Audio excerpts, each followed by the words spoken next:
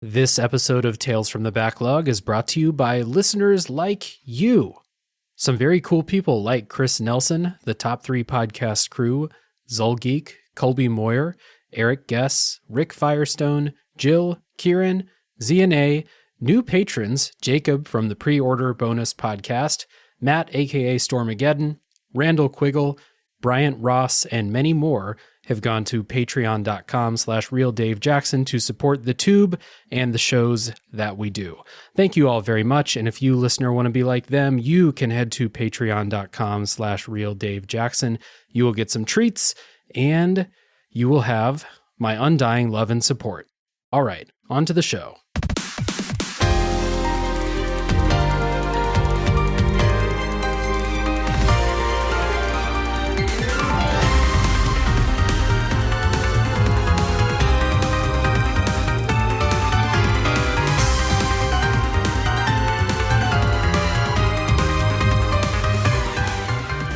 My name is Dave Jackson, and you're listening to Tales from the Backlog, a video games podcast where each week I'm joined by a guest to talk about a game we played.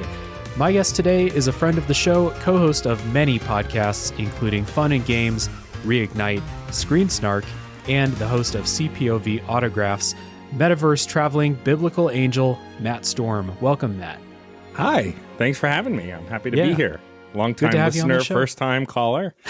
There we go.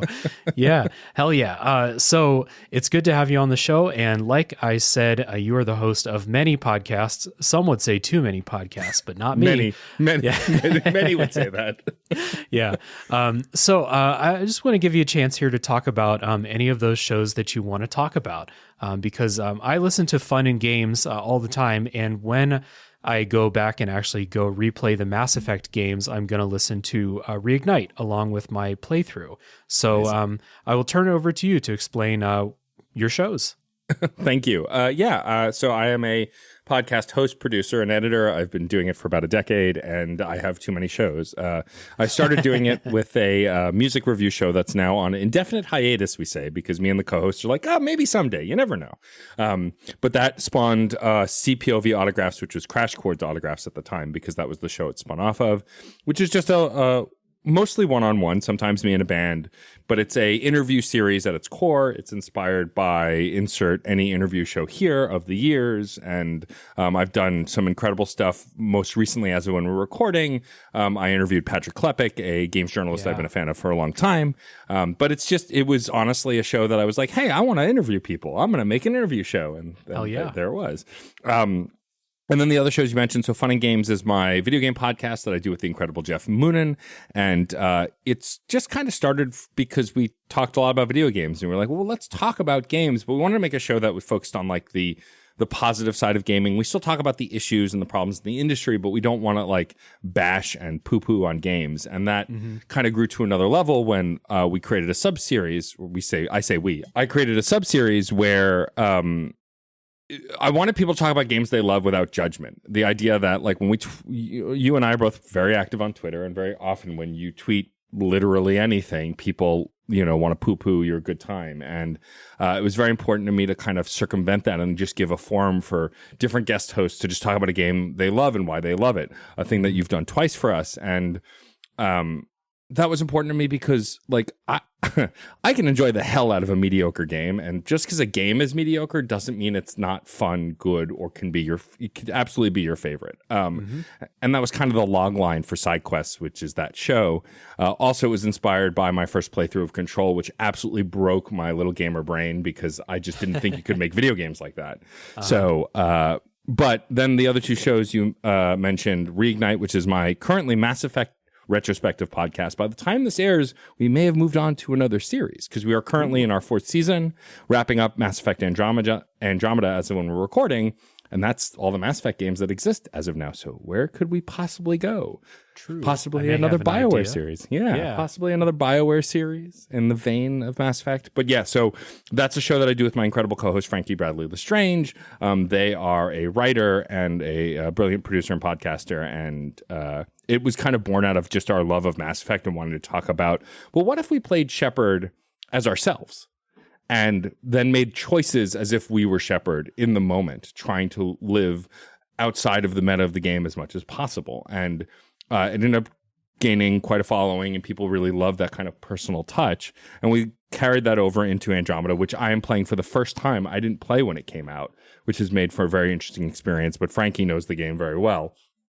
And it's kind of been this personal journey that's been really fun. And when you say that you want to play through Mass Effect while listening to the show, that's exactly how we designed it. And so I'm excited to hear that. It's designed for plays and replays, and I'm excited to hear your thoughts when you get to do that.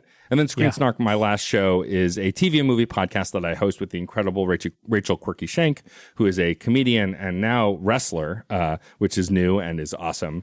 And the two of us bring a guest on every episode and talk about the most recent thing we watched. So it could be TV show, movie, old, new. We go around the circle talking about it, and then we interview our guests. Usually I've had people who are other podcasters, actors, directors, creators of all kinds, YouTubers. And that show is mostly just goofs for an hour and a half, us just poking fun at each other, talking about cool shows that we loved or hate. And that's the basic pitch. I could talk more, but that's just what the show would be, is just me talking about the stuff I do. I edit for the Game Informer show, edit for a bunch of other podcasts on CPOV. I do a lot of stuff. When I plug later, I'll tell you where you can find all that stuff. Hell yeah. Awesome. Well, for now, I think it would be enough to say that everyone who's listening to this show, at the very least, you will enjoy fun and games and Reignite, because video games, good video games podcasts. Good place to start. I really like the side quests idea. I mean, not just because you give me a chance to talk about games that I like for like 15 minutes and not 2.5 hours like I normally do. But I really like that. So I've done a side quest episode about Shadowrun, Dragonfall, and about Disco Elysium. 2 CRPGs, which is weird because I don't play a ton of them, but just so happened that those are the ones I wanted to talk about. It's interesting. The thing that I've loved about side quests is some are predictable. I go to the person and say, you're going to talk about this. Like, we recently aired an episode on Tunic, which Jill Grote did, and Jill, that's all Jill talks about is Tunic. And when I played it, Jill was my personal trainer when I was had questions or things. Or if anyone knows Wout on the internet, the hashtagonist, all he talks about is Dragon's Dogma. It's his favorite game. He's excited there's a sequel. And so when I started the series, I just point blank asked him to do one. But I'm always surprised the games I pick. Some were expected, like I did one on Mario 64, which is one of the most important games in my childhood. I did one on Fuser, and I'm also a professional DJ when I still have the time. And so that also made sense. But then the very first episode, like I said, that inspired the series was on Control, a game in studio. I had never played a Remedy game except I think the first Max Payne. And so I had no experience. After I played Control, then I went back and played Alan Wake, and I played a bunch of other stuff. And so I think it's really fascinating to hear what games people pick and what games people truly love and want to just gush about for 10 minutes. And it's also been a great way to bring in voices who are not podcasters. I've had a ton of listeners of the show who have a dinky, Apple headphone mic or whatever. And then I just clean up the audio. That they've done incredible episodes. One of my best friends, Joe Mastropiro, who I've known my whole life and is not a podcaster, got to talk about a game he loved because of his mom, who's since passed away. And it's just those kinds of experiences is really why I did it. I love having other podcasters do it. It's great. But when I can have a fan who wouldn't normally podcast take that forum to talk about it, it's really great. It's a lot of fun. Absolutely. And it gives people a voice who would normally, think I can't be on a podcast. I'm not a podcaster. So just gives people a chance to talk about games that they love. And I really like that. And like I said, so preliminary recommendation before the big plugs at the end, to check out Fun and Games, Reignite, Screen Snark if you're into TV and movies, and CPOV autographs if you like interview shows. And that one with... how do you pronounce his name? Patrick Klepek? I've never heard his name said out loud before, but I like reading that guy. So that'll be an episode to check out for sure. Today, Matt and I are going to talk about Bayonetta 3, which is a character action game developed by Platinum Games and published by Nintendo in 2022. And my elevator pitch for Bayonetta 3, if you have not played it, don't know what's going on, I say Bayonetta takes on the multiverse. Matt, how about you? So mine is a play on that, and it's Bayonetta and the Multiverse of Sadness. And if you're a Marvel fan, you know where I'm pulling that reference. And it's multi-layered. Sadness for the player, sadness for the characters in the game, because there's a lot. It's layered. Yeah. Much more thought went into that elevator pitch. You might actually get some money from that pitch, unlike me. Spoiler policy for this episode. If you've played a Bayonetta game before, you know that they have stories that are not the most spoilable things. Although actually, I think this game has the most spoilable of the three Bayonetta stories. So we are going to hold story spoilers for the end and kind of talking about how we feel about the story, which is not something I expected to be doing when I started playing Bayonetta 3, but here we are. So that's going to be the spoiler section, and then maybe some shop talk, things that just wouldn't make sense to people who haven't played. We'll save that for the spoiler section, but we will be able to get pretty in-depth on the game in the non-spoiler part for this. So getting into Bayonetta 3, I want to start out by getting our personal histories with Bayonetta and what made us want to play this game. And then also kind of, do you have a history with Platinum games or character action, Devil May Cry, stuff like that? So yes and yes. So specifically, I have a history with character action games, and you hit the nail on the head. Devil May Cry was the reason I bought a PS2, and was one of the first games I played, and I was awful at it, but because those games are notoriously hard. But I loved it. I've since loved the entire franchise except the second game. We don't talk about it. But Devil May Cry 5 is one of my all-time favorite games. It's one of the best in the character action series. But I play Platinum Games' Transformers game, which was really great, though I never finished it. I've kind of followed Platinum Games for a while, but I haven't played every single one of their games. But I definitely do love character action games. I started Nier Automata. I still need to finish it.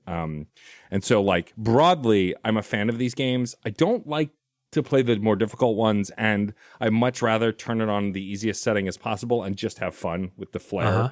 I don't need the challenge of a grueling boss fight. That's what I go to other games for, like Metroid or something. For this, I want to see the pretty colors. I want to see the cool weapons. In Devil May Cry 5, you get a guitar weapon. It's literally a guitar. Nice. You get a motorcycle that you split in half and uses maces. It's ridiculous. And then with Bayonetta more specifically, so I tried the first game, I guess when it came out. I think the original game was first on the 360. I think it was on everything at the first game. And then I think the first one was. Yeah. And so I played it for a half hour and went, what is this? This isn't for me. And then lost interest. I was a lot less queer back then also, which will matter. Whereas then I heard lots of my friends, especially in the queer community, talking about how great of a character Bayonetta was and how much fun the character was. I liked playing as her in Smash Brothers. And so I was like, you know what? All these games are on Switch. They're discounted if you buy them together. Let's give it a shot. And so I played the first game, got about halfway through it on, I think, normal or hard difficulty, hit a wall and went, I don't like this game, and stopped again. And then at the end of last year, I was like, you know what? The third one's coming out. I really love the aesthetics of these games. I really need to try. Why don't I just put it on easy and see? And then I just blew through both games. I played them on easy. It was so much fun. And I fell in love with the ridiculous story, the absolutely nonsensical characters, and the ridiculous narrative. And then the character action stuff is always fun if you like any of those other kinds of games. And I fell in love with the story. It felt so over the top and flamboyant and queer and just kind of fun and funny. And so I would say I'm a pretty big Bayonetta fan, even though I've not been a fan very long, but I loved those first two games. And so I was very excited for the third game when it finally got announced. Yeah, me too. So I kind of had a weird intro to Bayonetta. I remember seeing promo, I don't know if it was ads or things in magazines. I don't remember. This was too long ago when the first game was coming out. And I remember seeing the character and being like, what the fuck is that? That looks really fucking stupid. I don't want to play that. And I was just the most wrong I've ever been about Bayonetta. So I didn't play the first one until when I first got my Switch. I actually went to the used game store near me, and they had the Bayonetta 2, Bayonetta 1 double pack. And I picked that up along with a couple other Switch games. And so I played those. Absolutely love them. And I think I picked them up kind of like you said, because I had played as Bayonetta in Smash Brothers. And I was like, she's cool, check out the games. People say they're good. So I picked them up. I also really like the first 2 games. And I'm also like you, I'm not a high score chaser in these games. I play through the game once. I don't replay the chapters to try and get good scores. I don't know if I've played both games on the regular difficulty. And if I play through a chapter and it's like, you get a stone medal, you piece of shit, I'm like, okay, cool. Moving on to the next chapter. Yeah, Not going back. And then with character action, I think I have a little bit less experience. I've never played a Devil May Cry, but I have played a bunch of Platinum Games stuff, Nier Automata. I've played twice now. I've played Metal Gear Rising like 3 times. I love that game. It until like a month ago, it was the only Metal Gear game I'd ever played. Very weird introduction to that universe. And I like the spectacle of these games. I like how cheesy and stupid the stories are. And I like just kind of the flashy combat, having a good time, fun music, all that stuff. So I think we come at this from pretty similar perspectives to Bayonetta 3. So when Bayonetta 3 was announced, I was like, okay, automatic, definitely playing that, probably buying it day one, depending on, if it's broken or something we all have to keep an eye out for these days with new games. So, I mean, also there was a conversation at one point if we were even going to cover it because of some hubbub on the internet. That's now true. long since blown over and is a memory at this point.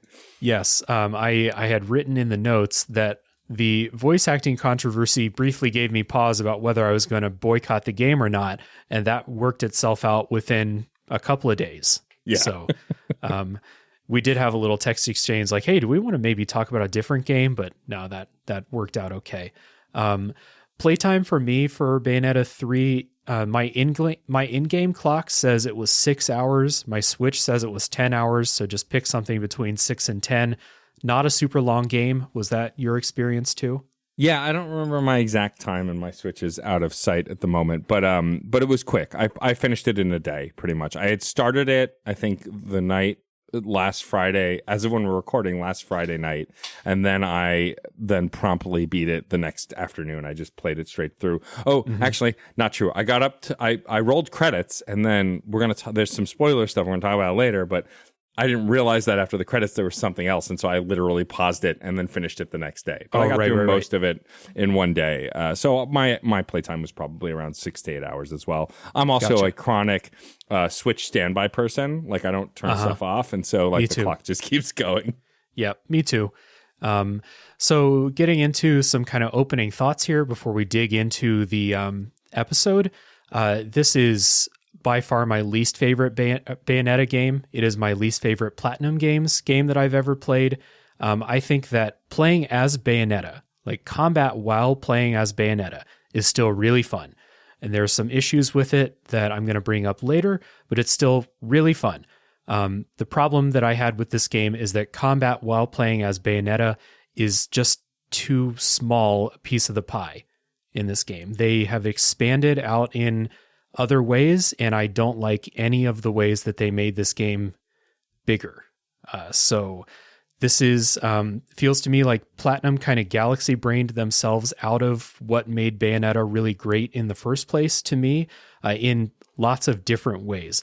Some of them we're going to talk about here, and then some we'll talk about in the spoiler section. So yeah, that's my opening thought here. I had fun playing it, but I don't think this is a very good game, if that makes sense. Of course it makes sense. You can have fun playing a bad game. Yes. I mean, I think that I'm going to come at it a little more graciously. I think ultimately I enjoyed the story and I enjoyed most of the gameplay. I will agree that when you're not playing as Bayonetta, it's very hit or miss. When we talk about the story, I mean, everyone knows that Viola is a character in this game. It's been in the trailers, it's been in the announcements. Playing as Viola, I don't want to say is awful, because it's not. A lot of people have said that. First of all, as a character, I think she's fine. She's very textbook, but like, I found her kind of amusing. The problem is that her controls are very different from Bayonetta, and if you like the fast-paced dodging action, that's just not how Viola plays. It's not necessarily bad. It's just much more deliberate way to play. And so I agree with you. I think that this is definitely the worst of the Bayonetta series. It's probably one of the worst Platinum Games games I've played, but I don't think it's just flat out a bad game. I think it's more complicated than that. Yeah, we'll dig into that here after this music break.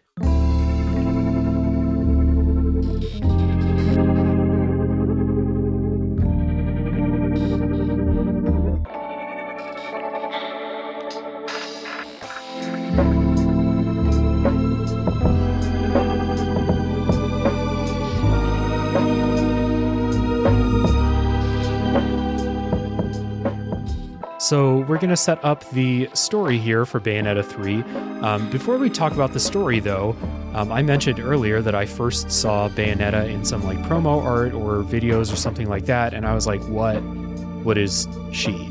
But quickly came to really, really enjoy Bayonetta as a character, so I just wanted to have a few minutes here at the beginning to just talk about Bayonetta and why, character action, those are two words, and like when I think about character action games, I focus on the action part as like the key part of the genre, but character action has these big characters like the Devil May Cry characters, which I've seen very funny memes of.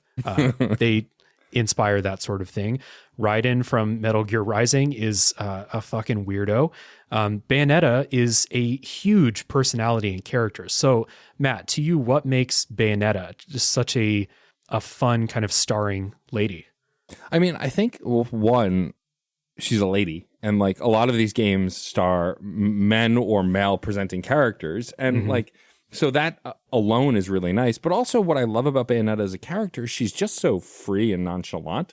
Like she's very sexual without being sexual. Like she is sexualized, but she's also very much a character who is comfortable in her body, is very much like, I personally don't feel like it's an objectification because it's very much leaning into the character, and her sexuality is an important part of her whole character arc. It's not just a gimmick.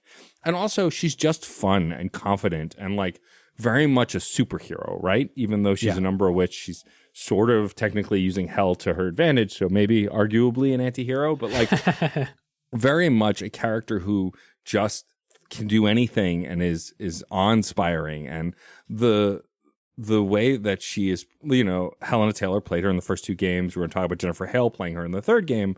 Both actresses who have played this character very much lean into the like cockiness and the confidence. And like, for me as a person who this may come as a shock, as a nerd, is kind of anxious, not always confident, shocking, I'm sure.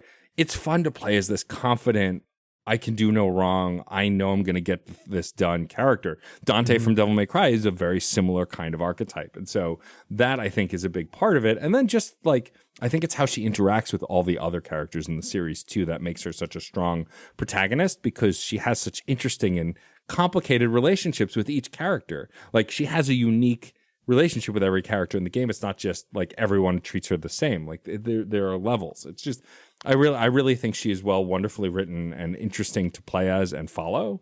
And the quips are just wonderful.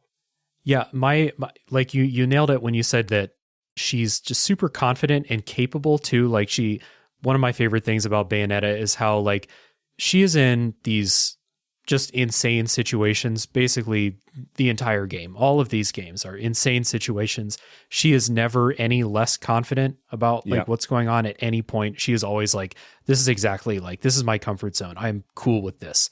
The other part is something that I have taken issue with on this show, especially when it comes to female characters in Japanese games, is that Bayonetta is sexual, but she's not sexy in a way. Like she's not presented as like we're trying to give Dave a boner here with this character. She's a very sexual creature, and that is who she is, like through and through. And it's not in a way where it's just like, yeah, we're going to just give her like the most cleavage possible and just try to get like all these boys or people into her. It's like a nuance that I just don't see in a lot of female characters in Japanese video games. And I've said as much on a couple episodes of this show before. So Bayonetta is a character that I just think is super fun, super quippy, super sarcastic. She doesn't take shit from anybody. It's a really just awesome character. And I think that this game does some things with her character that I think are bad and make me wonder why. why would you make the changes that you made with her character? We'll talk about those later, though. Bayonetta in this game is a little bit more reserved, I felt. She's a little bit quieter. She doesn't quip as much.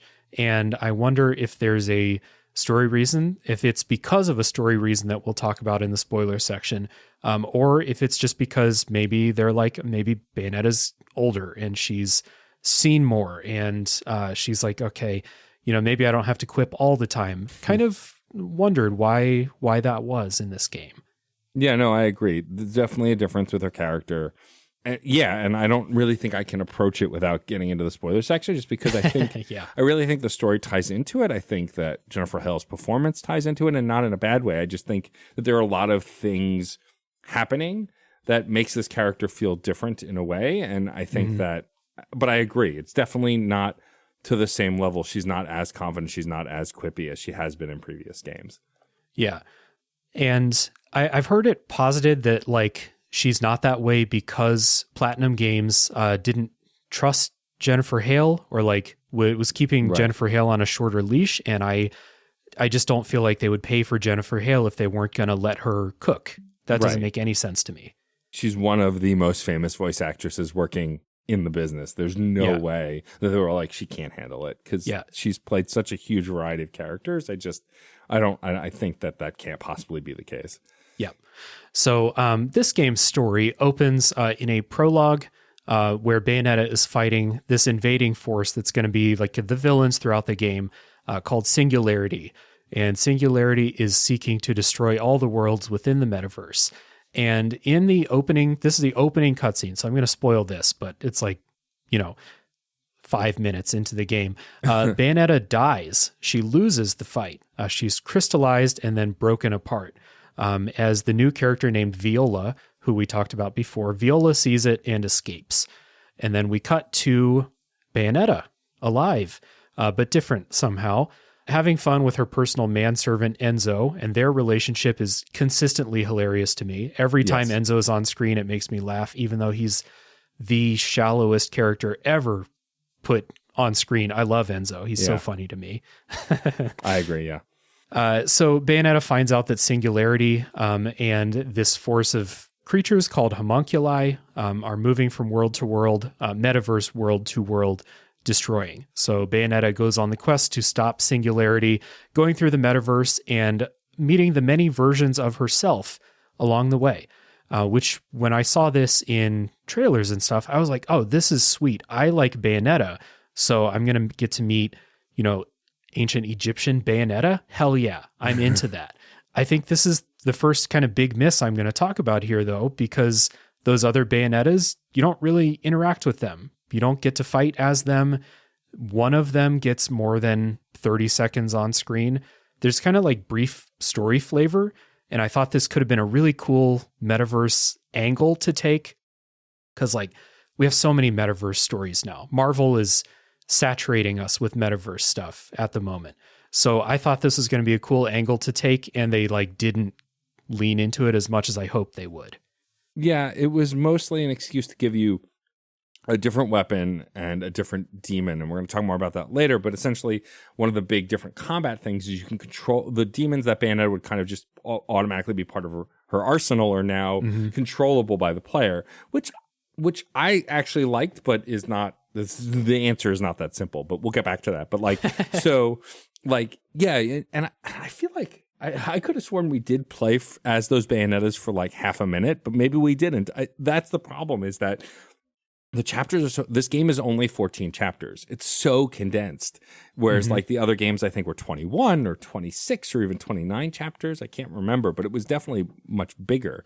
And so I don't mind the chapter story structure. I think that works for Bayonetta. I just think it's very strange that this was so condensed. And you just don't you meet all these Bayonettas, a few different genres, even, a whole different Lucas, a whole bunch of different characters. And that's a great idea to see different versions of these existing characters. That's the fun of multiverse stories. But I don't understand why we spent so little time with them. It didn't make sense. Their design was awesome. I thought all of the different Bayonettas looked great, and all the different worlds looked great and felt different. But it just, they all felt kind of flash in the pan, cliche stuff.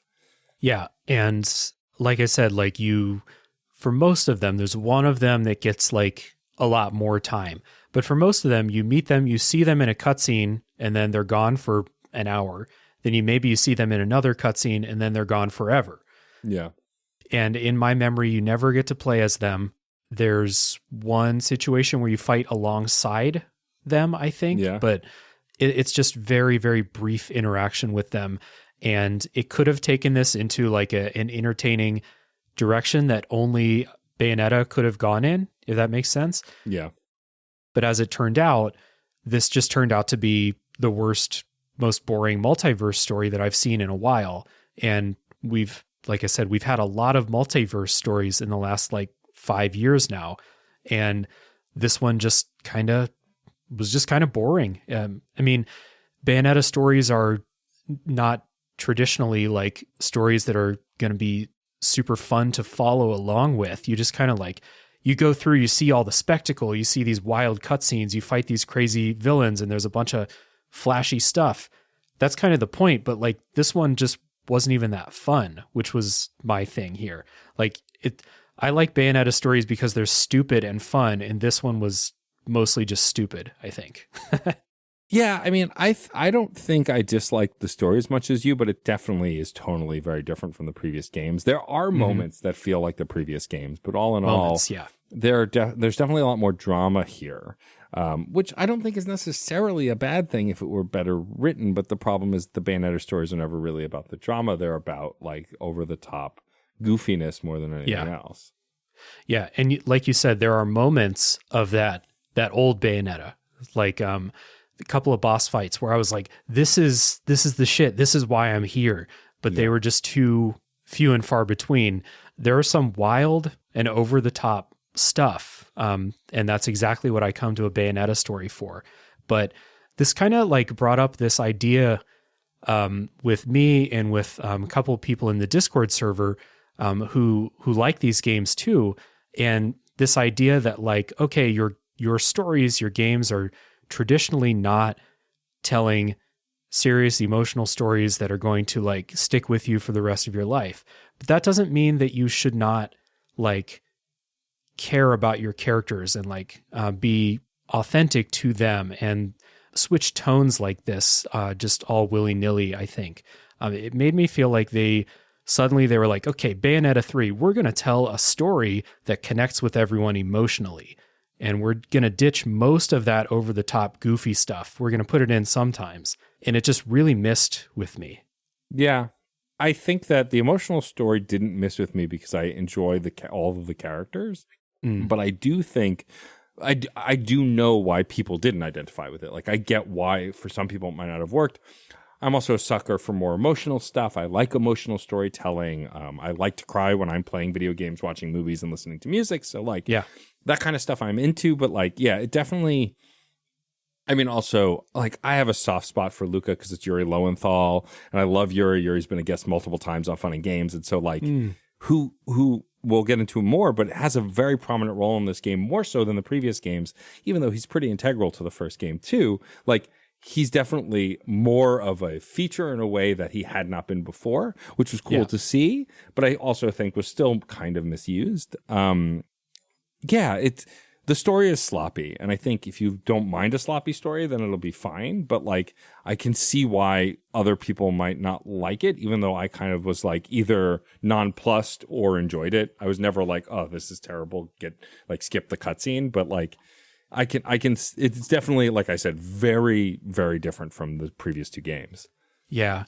For me, the emotional story did not connect with me at all because I don't like Luca as a character that much. And Viola was fine, but I certainly was not emotionally invested in her. She just kind of like shows up at the beginning of the game, and I think they just kind of assume that you like her right from the beginning. Yeah. And so she was fine, but the emotional story just didn't hit with me. And because they were going for that other tone, the fun, goofy, cheesy camp shit that I really like was taking a back seat. And that also was not for me.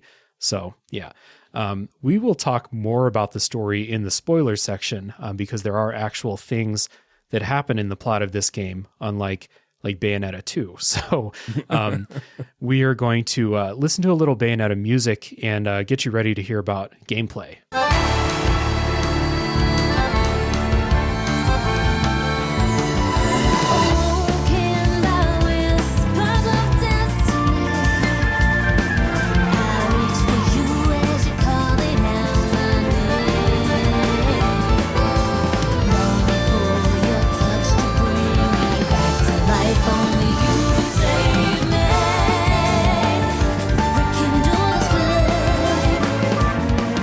So gameplay in Bayonetta is broken up into chapters, like Matt said, and each chapter has several verses inside. And there is a scoring system for each combat encounter, and your verses are kind of broken up into like one combat encounter, combat arena type thing, or sometimes it's like open world exploring or open level exploring with a combat thing at the end, or individual verses to find. So we'll talk about the combat and we'll get into the other gameplay stuff. So combat in Bayonetta 3, if you played a Bayonetta game, you know exactly what to expect here from Bayonetta. If you haven't, you know, it's very flashy combat, it's combo based, it's score based, and Bayonetta's thing has always been a couple of things that make her stand out to me is melee combat with combos, using your guns not really to do damage, but to extend your combos, and the witch time dodge, which if you do a dodge with any sort of good timing, it's a very generous timing window. Time will freeze, and then you can go just rack up damage, defeat an enemy or a group of weak enemies, all while time is frozen. And the witch time dodge is what makes it so people like me can sometimes get a decent score in these combat encounters. It's a really, really friendly and really fun system. Yeah, totally. And that's exactly how Bayonetta plays in this game. Also, with some minor changes, but the weapons are always my favorite part of these games and the Devil May Cry games, because they just level them up. And some of the weird, wild weapons you get in this game are phenomenal, and like stuff they've never done before. Like you essentially get a weapon towards the end of the game that makes you a magic caster, makes you like a classic D&D wizard, essentially. Like, and it's just those kinds of stuff. And also what's interesting in this game is that Bayonetta can also transform into like a demon form that's based on those weapons as well, that are part of the combos, and then you get like an ultimate attack. And all of that stuff is just a lot of fun to play around with, and the different demon stuff like lends to this character and some other expansive stuff that they've changed. All in all, playing as Bayonetta feels as good as it has ever felt. There were never really moments where I was like, this doesn't feel like my Bayonetta. There are some things that we're going to talk about in a minute that can lead to that. And quickly about the scoring, I will say I was bummed in this game. In previous versions of Bayonetta, if you did like the easy mode or the story mode, you still could get gold, silver, platinum scores. In this game, if you chose the easy mode, they have these purple medallions, and that you just got a basic award every time. It was like they didn't score you. They kind of gave you the participation trophy. And that was the first strike against this game for me, because like, I don't care if I get a bad score, but I want to be scored. Like, that's why we play these games, is to get the different statues. Also, the statues are usually based on characters, so they'll say a quote or whatever. And like, then for the easy mode, I ended up playing on normal in this game, which I did okay in, because I was so annoyed that I wasn't getting actual trophies, even though typically I get between silver and bronze somewhere anyway, because I'm not great at these games, with the occasional like pure platinum by accident. And it was just a bummer that they took that out. I feel like that's leaning into the, babies play easy mode. And I hate that. It's just so ableist and stupid.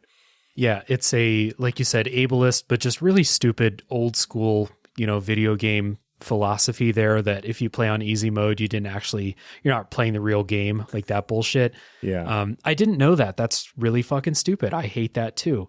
I played on normal, and like you, I tend to get a bronze or silver on most levels, with a gold every now and then. And then, like you said, every now and then I'll get through one and it'll be like, you got pure platinum or whatever it is, like the SSS top rank. And I'm like, oh, cool. How did that happen? I'll never do that again. So yeah, that scoring on easy mode, that's a bummer. It kind of sucks. The other part of Bayonetta's combat in this game, and this is new, is they are called demon slaves, I think, and I'm good. Yes. That's going to be the last time I'm going to say the word slave in this episode. But demon summons, by holding L2 during combat, you can summon a giant demon, and they come in all forms. Your first one is this big dragon, and that demon kind of takes the place of Bayonetta fighting in combat. And this is like a screen clearing thing. They have a meter that drains while they're out, and they can die if they get hit by certain boss attacks and stuff. So it's not like a invincible thing, but they are very, very powerful. Really, really fun. The thing that makes them kind of balanced is that Bayonetta, at least, when she uses them, she has to stand still and she can get hit. And if you get hit, it will unsummon the demon. Yep. So these are super fun. They are goofy as hell. This is where a lot of the goofy, cheesy stuff went in this game, I think. So you start out with a big like dragon demon, but later you get one that's a frog that's really funny, or a train, like a literal train, like a steam engine train. It's very funny. Train. Yeah. There's one later that's, I think it's a house or like a tower. It's a tower, like a clock tower. Yeah, it's very goofy. They're really good in combat. They look great. The only other thing with these that made them, I don't want to say like not fun, but when they're on the screen, they're so big that it makes everything else that's happening on the screen really hard to see. Yep. And so the good thing is that I use the dragon most of the game. The dragon's huge. It takes up the screen. So if you're button mashing like I do in these games, the dragon will be fine. It will clear out the screen. You don't really need to see what's happening. But there were times when like I kept getting hit while the dragon was out, and I was like, I didn't know there was something there, because I was playing handheld on Switch for the first probably the first 2-3 hours, and I got to a point where I was like, I can't see. This is too small, and I had to find my dock. It had been so long since I plugged my Switch in. I had to find the dock, and I played the rest on a TV because I just needed a bigger screen, mostly for these demon things. Yeah, I typically play in handheld mode. Most folks who follow me anywhere on the internet know that I love portable gaming. I love laying on my couch with my handheld. It's funny you said you couldn't find my dock. I know where my dock is mostly because it's how I stream when I stream my Switch. But I also never use the dock except for moments while playing Pokemon recently. And I was like, I'm going to sit on the TV. But yeah, I like the demons. I think they're great. I love that you get to control Madame Butterfly, an important character to the entire franchise. You get to now kind of play as Madame Butterfly, which is really cool.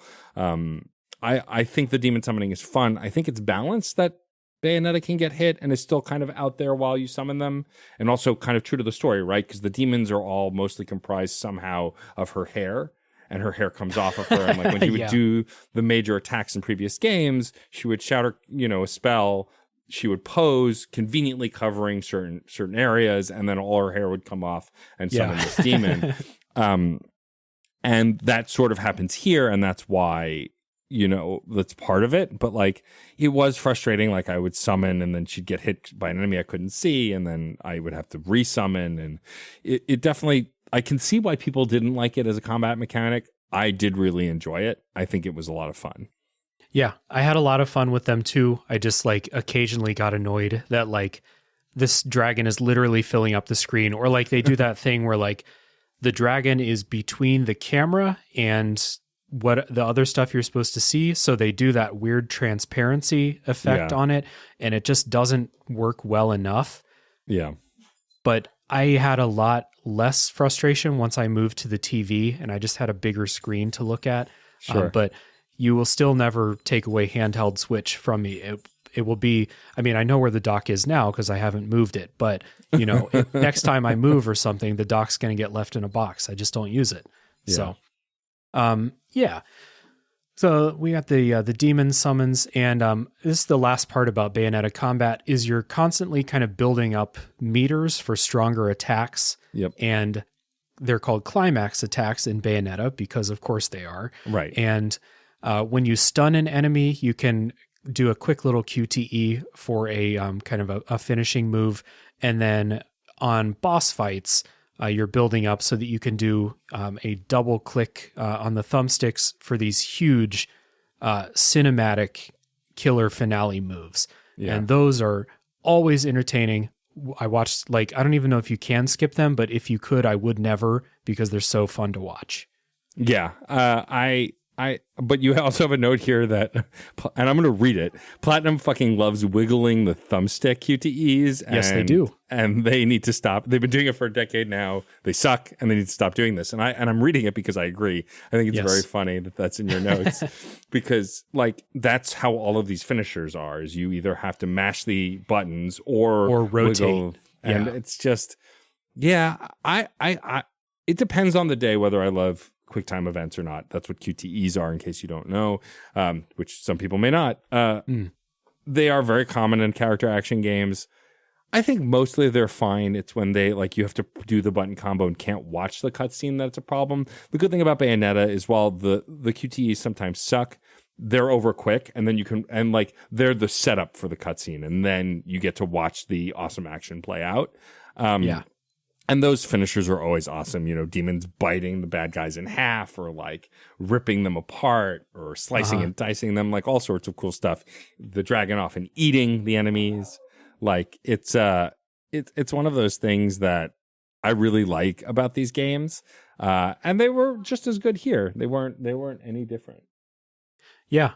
I really enjoyed them. The QTE thing that I wrote down there is the when you get stunned in combat, the way to unstun yourself is to do those wiggle the thumbstick QTEs, back and forth. And it really bothered me because I played Metal Gear Rising. I was just dabbling a couple months ago, and that game has those a lot. There's so many of them in that game. And I was like, this sucks. I hate it. And then I played Platinum Games' newest game, still has it. They're still doing it. And I'm like, can you please just... These suck. But the ones in the finishing moves, they're a lot easier. You just have to rotate. You're trying to build up the power of the finishing attack. Yeah. But I don't think you'll ever get in a situation where it's I didn't rotate the thumbstick enough. The attack fails or something. You just don't get you probably don't get the pure platinum or something. I don't know. Right. You lose points and stuff. But yeah, I think they execute no matter what you do. Yeah. So that's good at least. QTEs are not the most... friendly as far as accessibility goes. Most modern games will have options to either take away QTEs or at least let you press any button instead of what's on the screen. And I didn't check the options, but Japanese games are not the best with that sort of thing. Yeah. Can't say one way or the other for this game though. I don't want to call them out if they did do it. So yeah, that is the combat. After each encounter or verse, you get a score and a medal. We talked about that earlier. I don't score chase. I button mash. I have fun. Yep. I have a friend of the show, Moonborn, who's a Discord stalwart, is a go back and get all the medals type of person. Moonborn has some long plays of getting all the pure platinums. So these games do support that kind of play, and people have a lot of fun with it. I suspect that this one does that just as well, kind of going through trying to get all these, but not for me. There are some optional challenge verses that you can find. You'll know them when you see them. They put limitations on what you can do or special requirements, the floor is poison, basically, type things. I hate these. I did a couple of them. I was like, these are not fun, and I never did another one the entire game. Oh, yeah, I skipped them all. I did, I think, the first one, because the first one is always pretty classically easy. And then after that, I didn't bother. I actually... didn't love this game. I like I said, I think the game was fine, but I knew that I knew I liked this less than other games because I wasn't treasure hunting. I didn't go look for all the chests. I didn't do these side missions. I just wanted to kind of get through the story to experience it. I also waited till the weekend before we recorded to play it because it felt like a homework assignment after a while because it had gotten so much bad press, and I really wanted to play it at first, and then by the time I got around to it, I'm like, am I gonna hate it? I'm worried about not liking it. And all in all, I did have fun with it. But yeah, people want to score chase and do these things. I think there's a lot here. I think there's a lot to sink your teeth into. Just for me, I didn't really bother with any of it. Yep. Same. Like I said, I did 2 or 3. The last one that I did, whether it was number 2 or 3, had requirements that I was like, this is not fun. And I never did another one the rest of the game. So yeah, we talked about the enemies as they relate to the story. They are these homunculi, these kind of faceless, humanoid things that you're fighting. For most of the game, your basic enemies are these humanoid ones. And these are another thing that I think are a lot less fun than the other Bayonetta games. I really like the biblical enemies that you're fighting in the first two Bayonetta games. And these homunculi, at least the basic ones that you're fighting a lot, are faceless, featureless, forgettable, I think. Yeah, I'd agree. I think the angels in the first game and the demons in the second game were a lot more fun, a lot more interesting and unique. The biblical angle was always a fun part of the whole narrative, and it's kind of removed here. Like, you can find one-off verses that have angels and demons, but that's about it. And you can actually get halos in this game, which isn't the most predominant currency like it is in the other games, but for like special items. And yeah, it like some of the bosses were really cool. And like, I think a lot of the boss fights and mechanics were kind of cool, but the basic enemies just didn't feel as inventive. Like, they would keep showing, like, so this game does what all the other games do, where you see, like, they show you the enemy and tell you it's its name the first time you see it, and then like show a little like cutscenes, like star wipe. And they were always very cool. It was like an angelic book in the first game, a demon like tome in the second game, and then there's these weird scrolls in this game. And like, those intros were cool, but after a while, like, several of them would look the same, and I'd be like, this is a new enemy? It looks like the last enemy I just fought. So yeah.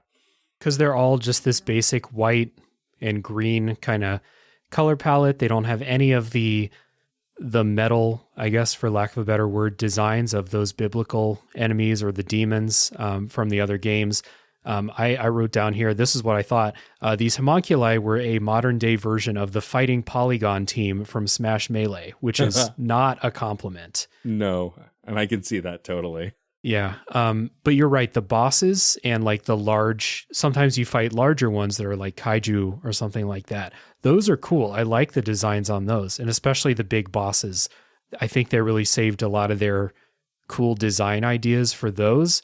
And then they were like, this combat encounter, you're going to fight 26 of these identical humanoid featureless enemies. And it was just kind of like, all right, I get it. Can we? And then sometimes, like you said, you do find those enemies from heaven or the enemies from Inferno, and they're so much cooler. Like, when they come out, I'm like, there is visual design going on here. Whereas the other ones, maybe you can justify the homunculi by saying they're like clones, they're, mass produced, et cetera, but I don't really care about that. I want to look at cool enemies while I throw them into an Iron Maiden made of my own hair, Right, exactly. So we mentioned Viola before, but you do get to play as Viola, who's a new character. She is kind of like, I don't know, a punk rock girl. She's got short hair, dyed pink, if I remember right. She's got all kinds of studded jewelry and stuff like that. You do get to play as her, not as much as Bayonetta, but it is a significant part of the game, playing as Viola. And Matt, you mentioned earlier, she plays very differently from Bayonetta, and I don't like playing as her that much. The difference is her witch time is based on block timing instead of dodging, and she fights with a katana, and Bayonetta can fight with just her fists or with a bunch of different weapons, and Viola's katana feels very stiff to me. It feels like fighting as Geralt in The Witcher 3, very stiff, prescribed motions with her, whereas Bayonetta is super like free flowing, and I just didn't really like it in comparison. Yeah, I think that she's not a bad character to play as. I think that she is too different for this game. I think that there is a game in which Viola was the main protagonist that you could kind of adjust to her playstyle. I do like that when she summons Cheshire, who her sword becomes a giant Cheshire cat that can fight kind of kaiju style. It's free running, it's auto control, and you can still fight barehanded, which was fun. But if you get hit, he still disappears, which is a little annoying. Viola got a bad rap online. A lot of folks saying that she's a terrible character, and I don't agree. I think that she's a very cookie cutter character. You're right. She's like a punk rock chick. Like, like I say that phrase specifically, not a punk rock woman, but a punk rock chick, like what you see in these in movies and TV and comic books. Yeah. Like she has that look, very much cliche. But I think when you get to see some of her characters, she's goofy and she's funny, she's inexperienced. Like I think there's fun to be had with her character. I think she was in the wrong game. I think she should have had her own game, not be in a Bayonetta game. And like I think that's coming, by the way. I think she is going to get her own game if we can believe the rumors and what Hideki Kamiya's been talking about. Well, and also when we get to the spoiler section, there's more leading to that too. But like, right.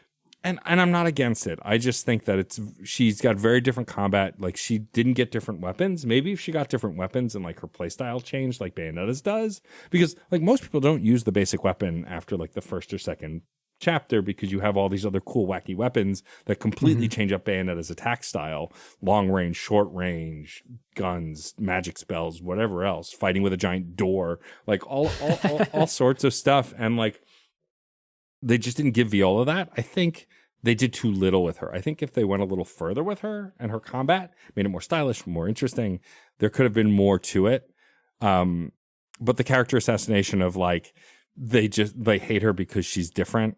I don't vibe with that. I can get not liking her combat. It is very different from Bayonetta, but it bums me out when people are like, oh, she's a bad character. The writing's not great, but I think as a character, she's fine. I think it's the story that she's wrapped up in that makes it more challenging.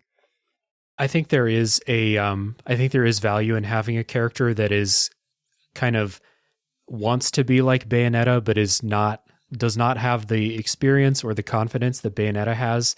Which Viola clearly doesn't. But you're right. It's just kind of like, she doesn't get a lot of character moments and, Bayonetta writing, it's just not going to fully develop a character like that, I don't think. And yes, I don't think she's a bad character. She's just kind of there as a character in story moments. And then her combat, I got used to it, and there are some very fun boss fights late in the game where you're fighting as Viola. I had a really good time with some of those, but a lot of the times when I was controlling Viola, I was just thinking like, I would rather be playing as Bayonetta, this is a Bayonetta game. They did a lot to mix stuff up in this game, and for a lot of it, I was like, I just want to be fighting as Bayonetta, please. It's tough to do that, right? Like famously, of course, Devil May Cry 4 had Nero, and people were like, I don't want to play as Dante. Why am I playing as Nero? But I actually happen to like his combat and the grapples and the different stuff.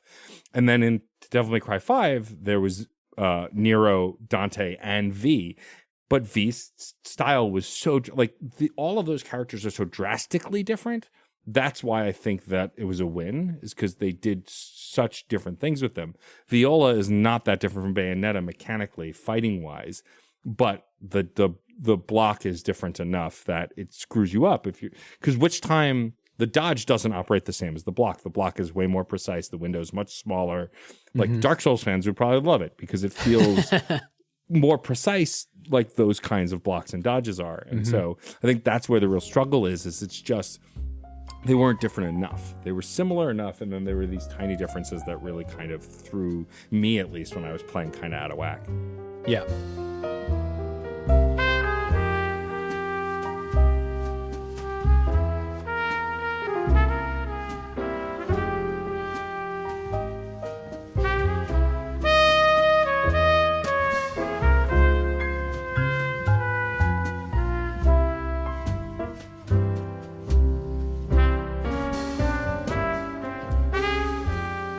So there are some other gameplay things that you're doing, like when you're not fighting, for example. This game has a much bigger emphasis on large open levels that you can explore, lots of collectibles to find, lots of scenery or like trees or whatever to break and get little currencies. This game has like 3 to 4 currencies, which is wild to me. Completely unnecessary. There are puzzles to do, platforming, things to chase around, catching animals to collect the 3 animals in the level and get a power up, etc. This is one part of the game that I think is, in my opinion, not just me not liking it. I think that this game engine is really rough for things that are not combat, especially when I'm talking about platforming. Platforming is just so hard and imprecise, it's not fun in this game.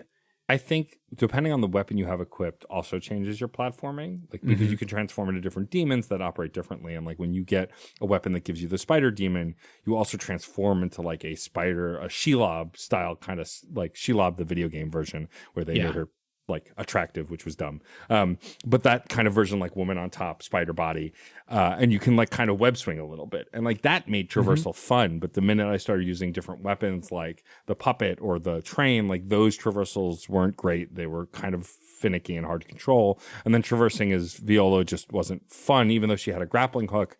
Like it just didn't mechanically work the same. These games have always required platforming of you, but like the previous games, Bayonetta had like a double jump and I think even a triple jump, and they were all very forgiving, right? Like you had a large arc, you had a lot of in-air control. I just felt like that wasn't really the case this time around. Yeah. I felt like platforming it was very hard for me to judge where I was going to land in these. And a lot of the platforming challenges take place over bottomless pits. Yep. So a couple tries where I'm like, I feel like I made the jump and I just like couldn't figure out where I was going to land. And then I fall and die and I have to restart somewhere and like run back to it. Do that to me too many times and I'm just going to stop doing it. And that's what happened in this game. Same. And the emphasis on this really felt to me like they were trying to make an open world Bayonetta game, realized that was too much. And then they were like, okay, well, we're just going to have the levels are going to be very open, and then you're going to have time to explore, get collectibles, and then when you run into the combat arena, combat will start. So did you end up collectible chasing, doing any of these, chasing the animals, anything like that? No, I didn't really do much collectible chasing. Like I do a little in the previous games, like the things that increase your health or your magic or whatever, but I really didn't do it here. I think part of it was my lack of patience for the game itself at this point. Also, like, it's interesting. In the previous games, there were explorable areas, but they were kind of hallways. There'd be offshoots. Yeah. But more or less, you were on a rail and then you would like turn down an alley or go off a cliff in this direction. Here, they were much bigger, especially in the area, the island you were on. I can't remember the name of it, but where like the hub for where you went to these other dimensions. These are multiverses. And it just, it never felt quite cohesive enough.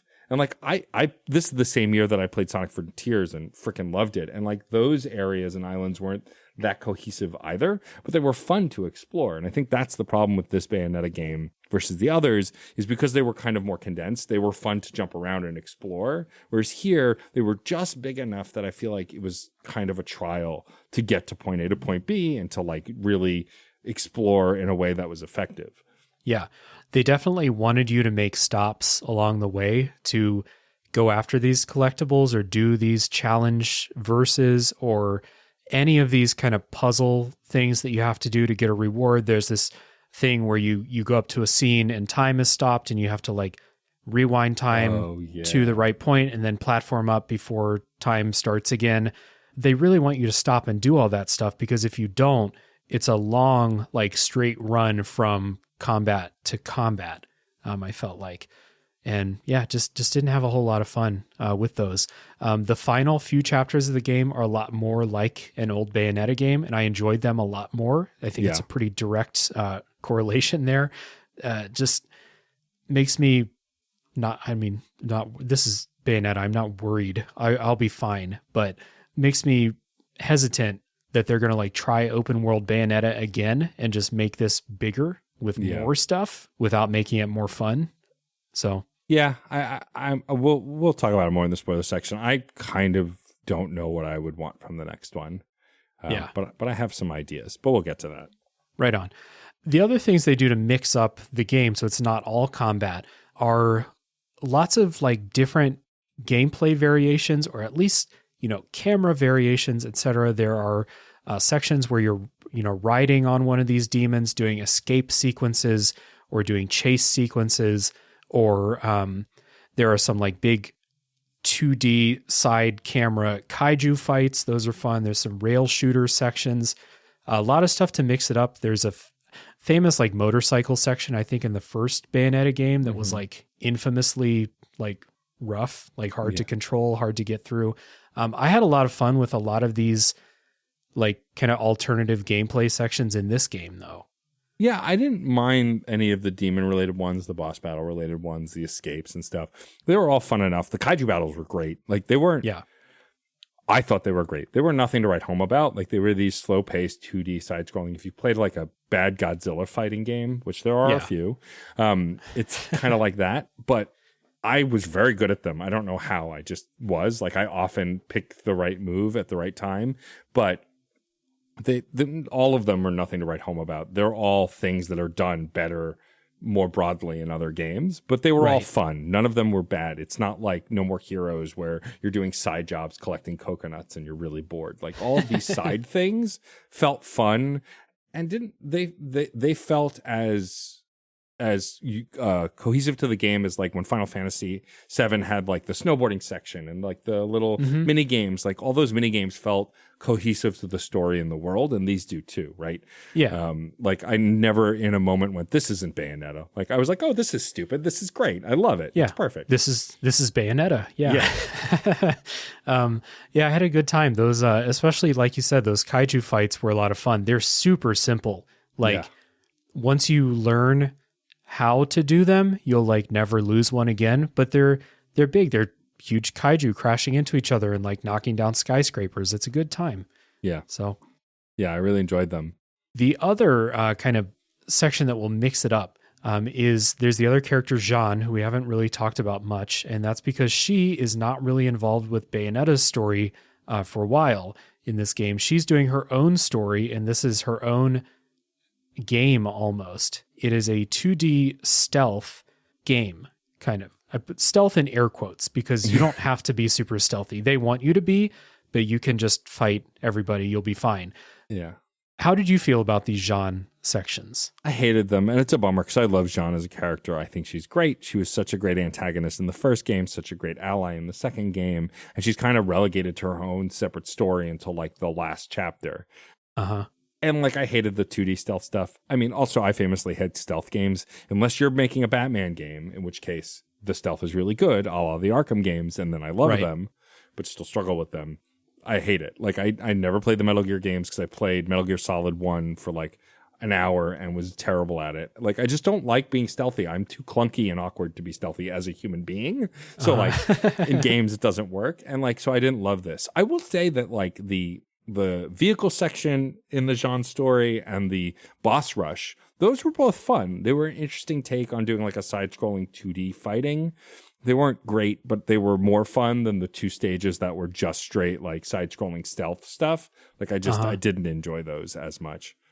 Yeah, I'm sorry I kicked to you first. I thought maybe you were going to say something nice about them. I think these are terrible, and I didn't want to just like, talk shit about them and then like make you try and defend it. But I hate these. I wrote down, this is shitty Mark of the Ninja. Yeah. Which is a really good 2D stealth game. These are awful. Again, the game engine is just not that good for this kind of thing. 2D platforming is surprisingly hard. You have a double jump and everything, and it's still just like kind of imprecise. It just really left me with the feeling that this game engine, if you're not doing combat in 3D, is just not supporting other types of gameplay, unless it's a big scripted, kaiju fight like we talked about before. These were awful. Every time one of them came up, I was like, oh God, another one. The only good thing about them is the only nice thing I will say about them is that you can do them in 5 minutes or less. They're extremely short. Yeah. And if that's the only nice thing I have to say, that's not great. And this is also sort of a spoiler, but not really. They have their own credits section. So like this was I think was designed by a separate team. Like it was kind of felt like a game within a game, and they weren't part of the main chapters. They were side chapters. And like, look, I would love a Jeanne spinoff game. Are you kidding? I think that'd be great. She's an awesome character, but like, this was not it. This was not the way to do it. And nobody coming to these games wants to do the 2D, like a 2D stealth game. Like this is about bombasticness. That's why the mini game stuff, the Ride the Demon stuff works, because even though it's different perspectives, different control schemes, different characters, it's all still over the top, constant action or constant engagement. It's It's not meant to be quieter and smaller and like slower. It's just that's not what Bayonetta is, and it's a bummer that one of the better characters in the franchise got relegated to this for the whole game until like the last chapter. Yeah. Bayonetta gets her combat arenas. She's riding on demons, doing chase sequences.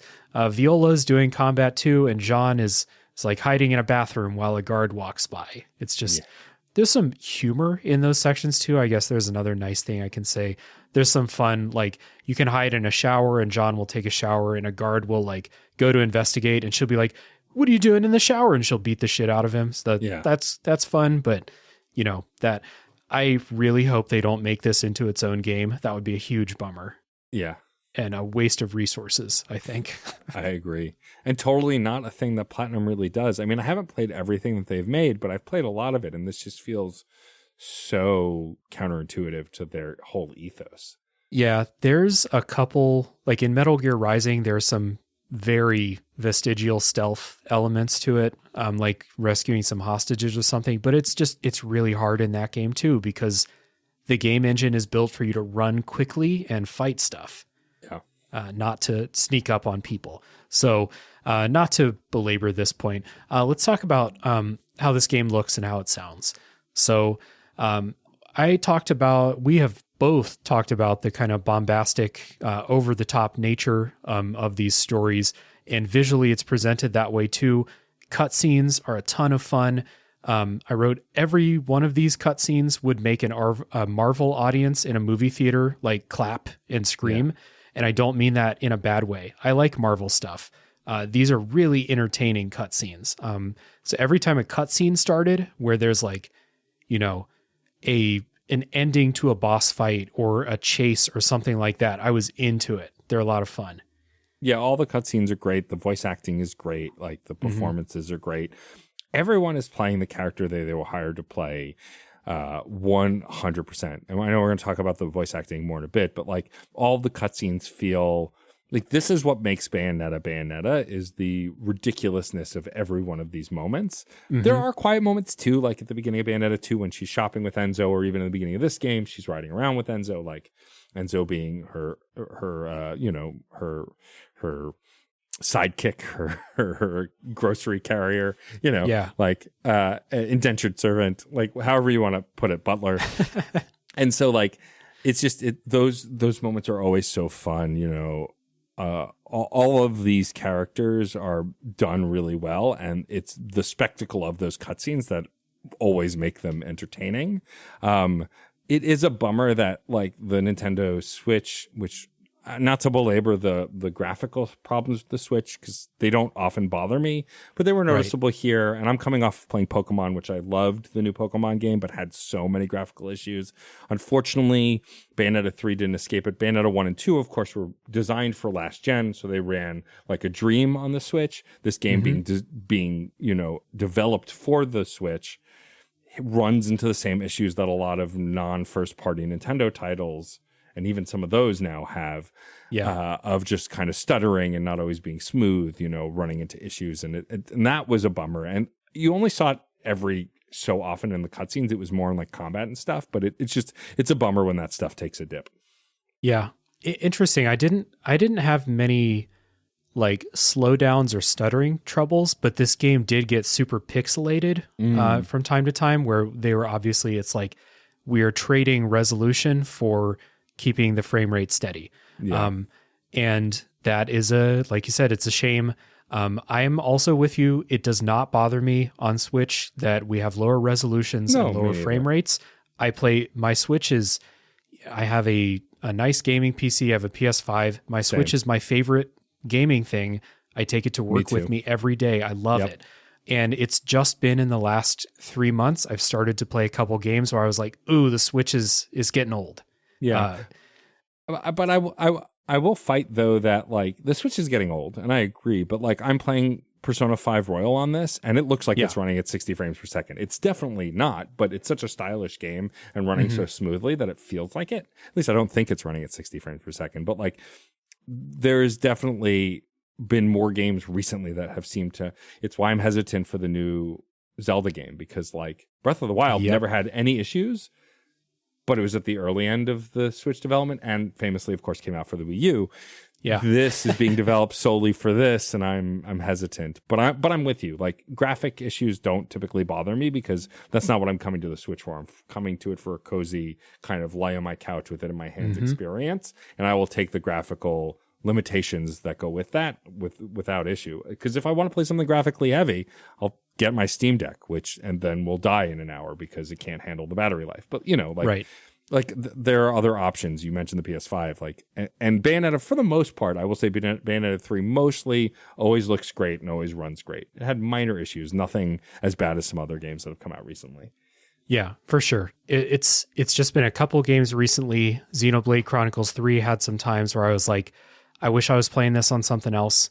And Bayonetta 3 also famously made me find the dock and plug in one of my old TVs to get it. The other thing about the Switch, not to go too long on this, but I have a 4K TV and I don't want to play my Switch on it because it looks bad. It'll look bad. So I luckily have a 1080p TV that I can plug the Switch into, and Bayonetta looked better. It didn't get as pixelated as often when I was playing it on the TV, but I have some even some videos I saved where it's like the ending of a cutscene will just go pixels, which is not great. And I also feel the same way, a little bit nervous about Tears of the Kingdom. Just knowing that they're, I don't want to say they're not going to try to optimize it for the Switch, because of course they are, but now we have a much longer track record of games struggling, even first party games like Pokemon. So right. Now to be clear, Pokemon's a first party game, but it's made by Game Freak, whereas the games that have been made by Nintendo, Metroid, Kirby, Mario, none of them have had that issue so far. Mm-hmm. True. So I am optimistic. Metroid Dread ran beautifully, and there's sometimes a ton of stuff on screen, and I never had an issue once. Yes, it's 2D side scroller, it's a little different, but even the 3D combat cutscenes were smooth as butter. So I have more faith that Tears of the Kingdom won't have that issue, but I am definitely, like you, nervous for the first time about it. Kirby, I never had that issue. Kirby was gorgeous from start to finish. But that said, third-party studio within Nintendo worked on the Link's Awakening remake, which was great and probably one of my favorite 2D top-down Zelda games, but had slowdown, had issues. We'll see. I'm grateful that Bayonetta didn't really, but it was definitely still more noticeable than the first two games, which were designed for previous generation. Yeah, 100%. The voice acting, I was going to try and make a transition there. Something that didn't make us nervous, but it did a while ago, was the voice acting. We talked about it before. You mentioned it a couple minutes ago. I also think the voice acting is really good. I think Jennifer Hale did a great job. I could not tell the difference until I actually pulled up a side-by-side, and I was like, okay, there's, a native accent versus someone doing an accent, that kind of thing. You can tell, but if you don't go searching for that, you will probably not notice a difference. And if you do, it's not a bad difference. She did great with what she was given. But again, like I said at the top of the show, I think Bayonetta is just less fun as a character this time. Not Jennifer Hale's fault, just I think that's what she was given. And everyone else does a great job. Like I said, I love Enzo. He's hilarious. I wish this game had more Enzo. He's absent for too much of this game. Same with, I forget the guy that runs the shop, the Gates of Hell. I forget his name. Oh, it's escaping me also now. I want to say Ronan, but that's not right. Sounds good enough. I like his voice actor too. All of them, they do good, and the music is really fun. Bayonetta games always have fun music. This game, I feel like, introduced a bit more of a pop punk type music, especially with Viola's sections. I really like it as someone who is never going to stop listening to music that was made in 2002. Totally my shit. And then a lot of the more choral church, not gospel, but church sounding music is also super energetic, really fits the tone. I was really digging the music throughout this game. Yeah, same. I love the voice acting and the music, as I mentioned before. Friend of the show, of my show, Yuri Lowenthal. I can say that. Hell yeah. God, that's so weird. So weird. I love him. Yuri, if you're listening, I adore you. He's genuinely wonderful, but like always great as Luca, over the top, goofy. Rodon is his name. Rodon. I was close. Okay, gotcha. But like that whole cast is always great. They always do such a great job. And then like even the demons have some really cool voice actors doing great voice work for them in their small moments. You know, I even think Anna Brisbane does a really great job as Viola. Like she's really expressive. She's awkward and goofy. Like I think her cutscenes are like all of the acting issues have nothing to do with the actors. I think it's the writing. I think it's where the writing that suffers. The writing was just so tongue in cheek and kind of like so self-aware in the first two games, whereas they try to hit a more serious tone here, and some of the acting suffers for it because the writing is so poor. But I agree. I think the voice cast is great. And then the music, you can't have a good character action game without good music. Like the heavy metal in Devil May Cry is why that series rules to run through. And this is the same. Like, you know, some great some great punk, some great pop, some like even at, like the credits music. We'll talk about it more later, but stuff like it's just all of it is really great. It has a style that is so uniquely its own, but is still very much fits within the pantheon of games like it. Yeah, totally.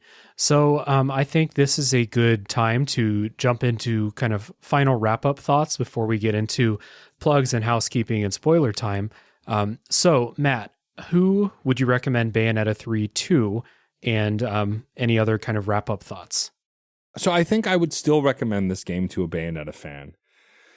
I say it with a huge grain of salt. I think you have to be patient. I think if you're someone who doesn't want to endure some frustration, you may not enjoy this. But I think ultimately, if you are a fan of the previous Bayonetta games, you will have fun with this game. I think Davis said it best. I'm a little on the lighter side of it, but you will have to suffer through a few things. But I think ultimately when you're playing as Bayonetta, and even moments when you're playing as Viola and all the other like fun ride the demon stuff, you're going to have a blast with. The story is a little bit of a slog, and has ups and downs. And I think ultimately I recommend this to a Bayonetta fan, or for different reasons, someone who's never played a Bayonetta game. I think the story is pretty contained in a way that like you may not understand all of the motivations, but like you can grok the story as much as anyone can because the stories are ridiculous. And if you've never played a Bayonetta game before, this isn't a bad place to start, I think, just because you might not have any of the biases that we have. Ultimately, of course, I would recommend 2 over any of them. It's still my favorite. But I don't recommend this for anyone who's looking for a perfect Bayonetta game because you won't find it here. Like it's got flaws. And if you are a patient player, then you'll enjoy it. But if you're like a character action connoisseur and you're looking for the next great character action game, it's unfortunately not this one, which bums me out to say. So I think character action aficionados, no. Bayonetta fans, yes, give it a shot. It's still worth trying. Yeah, I've been pretty harsh on this game. I don't recommend it to most people. I think that if you're a Bayonetta fan, play it. It's a Bayonetta game. There will be things for you to like. And like I said, the bread and butter, which is fighting as Bayonetta, is really fun. I had a good time with those things. Boss fights are over the top. They're ridiculous. They're fun. Cutscenes, stuff like that. Very fun. For people who want to try a Bayonetta game, I don't recommend this because I think it's bloated with a bunch of stuff that's not fun. So I would recommend probably Bayonetta 2, but Bayonetta 1's still a ton of fun too. 2 is also my favorite. Just feels a little bit better to me. But, you know, I can't really think of another like subset of people I would recommend this game to. I just don't think it's like that good overall. There are much better games to play within the Bayonetta series, within the character action genre. And I don't think that for an outsider, this game is giving anything special that would be like, no, you should play Bayonetta 3 for this unique experience, because the unique experiences in this game, I said earlier that I hate, like the Jean stealth sections and stuff like that. So it's rough, but I really don't recommend this for most people. Only Bayonetta fans. Pretty much boils down to that. Ooh, I don't like saying that. I really wanted to like this game. I know. I think we both did. Yeah. So before getting into spoiler time, we always have to do a little bit of housekeeping. So first things first, Matt, one more time, other than I'll put links down in the show notes, of course, so people don't have to try to remember social usernames or anything. But one more time, remind people what you're doing and where they can find you. Sure, my pleasure. So the best place to find me, if it's still around by the time you hear this episode, is Twitter, DJ_Stormageddon there. I'm actually DJ_Stormageddon in most places. Twitter, Twitch, Instagram. I am DJ Stormageddon on Hive, which is one of the new social media apps. Who knows if that'll even still be around there. It's because they don't allow underscores. But if you want to find everything that I'm doing, just go to djstormageddon.com. It's really easy to find. If you Google DJ Stormageddon, likely I will come up. And that's where you can find all my podcasts. Screen Snark, Reignite, Fun and Games, and CPOV Autographs. Like I said, I also produce and edit a bunch of shows, including Men of Steel and Another Pass, which are both CPOV podcasts as well. I'm also one of the freelance editors I am the freelance editor for the Game Informer show, which has been great and a lot of fun. Love Alex Van Aken and the Game Informer crew. And I don't know, if you want to show me some love, you can I have some really cool merch. I have t-shirts, mugs, all sorts of that really great stuff. But again, all of it's at djstormageddon.com. Go check that out. And if you come through, leave me a message or say hi. Hell yeah. And another recommendation for me for people listening to this show, at the very least, go check out Reignite if you like Mass Effect and unnamed BioWare game, possibly to come in the future. And check out Fun and Games. The side quest series are really good. They're very short, bite-sized. People just talking about why they love a game, which, if you don't want to listen to that, what do you want to listen to? And the Fun and Games show, I've really enjoyed. You and Jeff have really good conversations between the two of you. And then your interviews are really great. I really loved your Trombone Champ episode. That was such a fun interview. I love the developer was a lot of fun there. So there's a good place to start. Everyone enjoyed Trombone Champ this past year. So go listen to that episode, the interview with the developer. It's a great place to start. Thank you. So talking about me now, for her Tales from the Backlog, it's just regular podcast stuff. Same thing I say every episode. Join the Discord server. There are lots of cool people in there chatting. We would love to have you. Consider supporting on Patreon if you would like to support monetarily. Certainly no pressure, though. You'll get some cool stuff, though. And as always, ratings and reviews, very helpful for podcasts. Yes. Yeah, see, Matt knows. I know. Spread the good word. Tell your friend that you found a gaming podcast you like, and then chase after them when they run away. I also have another show called A Top 3 Podcast, which is top 3 lists each episode, mostly not about video games. So I promise I can talk about other stuff. Matt and I are going to take a break. When we come back, it's spoiler time for Bayonetta 3.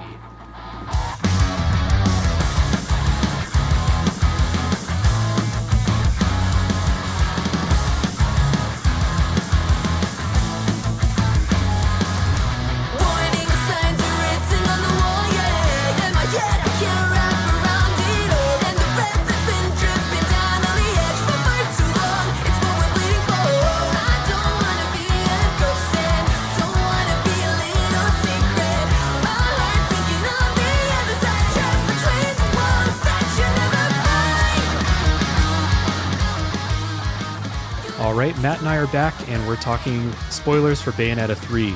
And we're going to kind of just talk about the main things from the story. We're certainly not going to go beat by beat through the story. The story does not demand nor deserve it, in my opinion. But we are going to talk about the kind of things that happen that would be considered spoilers. So the main thing, which I kind of hid in the main section, the non-spoiler part, is that you are not playing as the same Bayonetta in this game as you were in Bayonetta 1 and 2. Mostly because those Bayonettas come back later and you see them. But it kind of became clear to me here as I was playing it and then doing my internet stuff. I got Bayonetta on the brain, so I'm looking at stuff, and then I see the haircuts are very, very different. The designs are different. And that also may sort of explain why her character is different too. Why she's not this ultra confident, cocky Bayonetta to the degree that I really liked about the old games. I thought that this might be a reason why. And how do you feel about that? Like the idea that this is not my Bayonetta, basically. Or do you feel that way at all? I mean, it's interesting. I don't dislike this version of Bayonetta. Again, I think Jennifer Hale did a great job. I think it's interesting that in the multiverse story that at the end, the people who come to save you, like Bayonetta's going to die again, it kind of starts to repeat the first scene again, beat for beat. And then the Bayonettas from Bayonetta 1 and 2 come. And like, I don't know, those two stories seem so connected that to imagine that both of those are separate characters. Yeah. But this is also metaverse, it's multiverse. It could be time and space. Like, it's hard to really know. Like, they could be being pulled from different points in time. Who knows? But it does seem to allude to the fact that this is actually not your Bayonetta, that Bayonetta. It's a different person.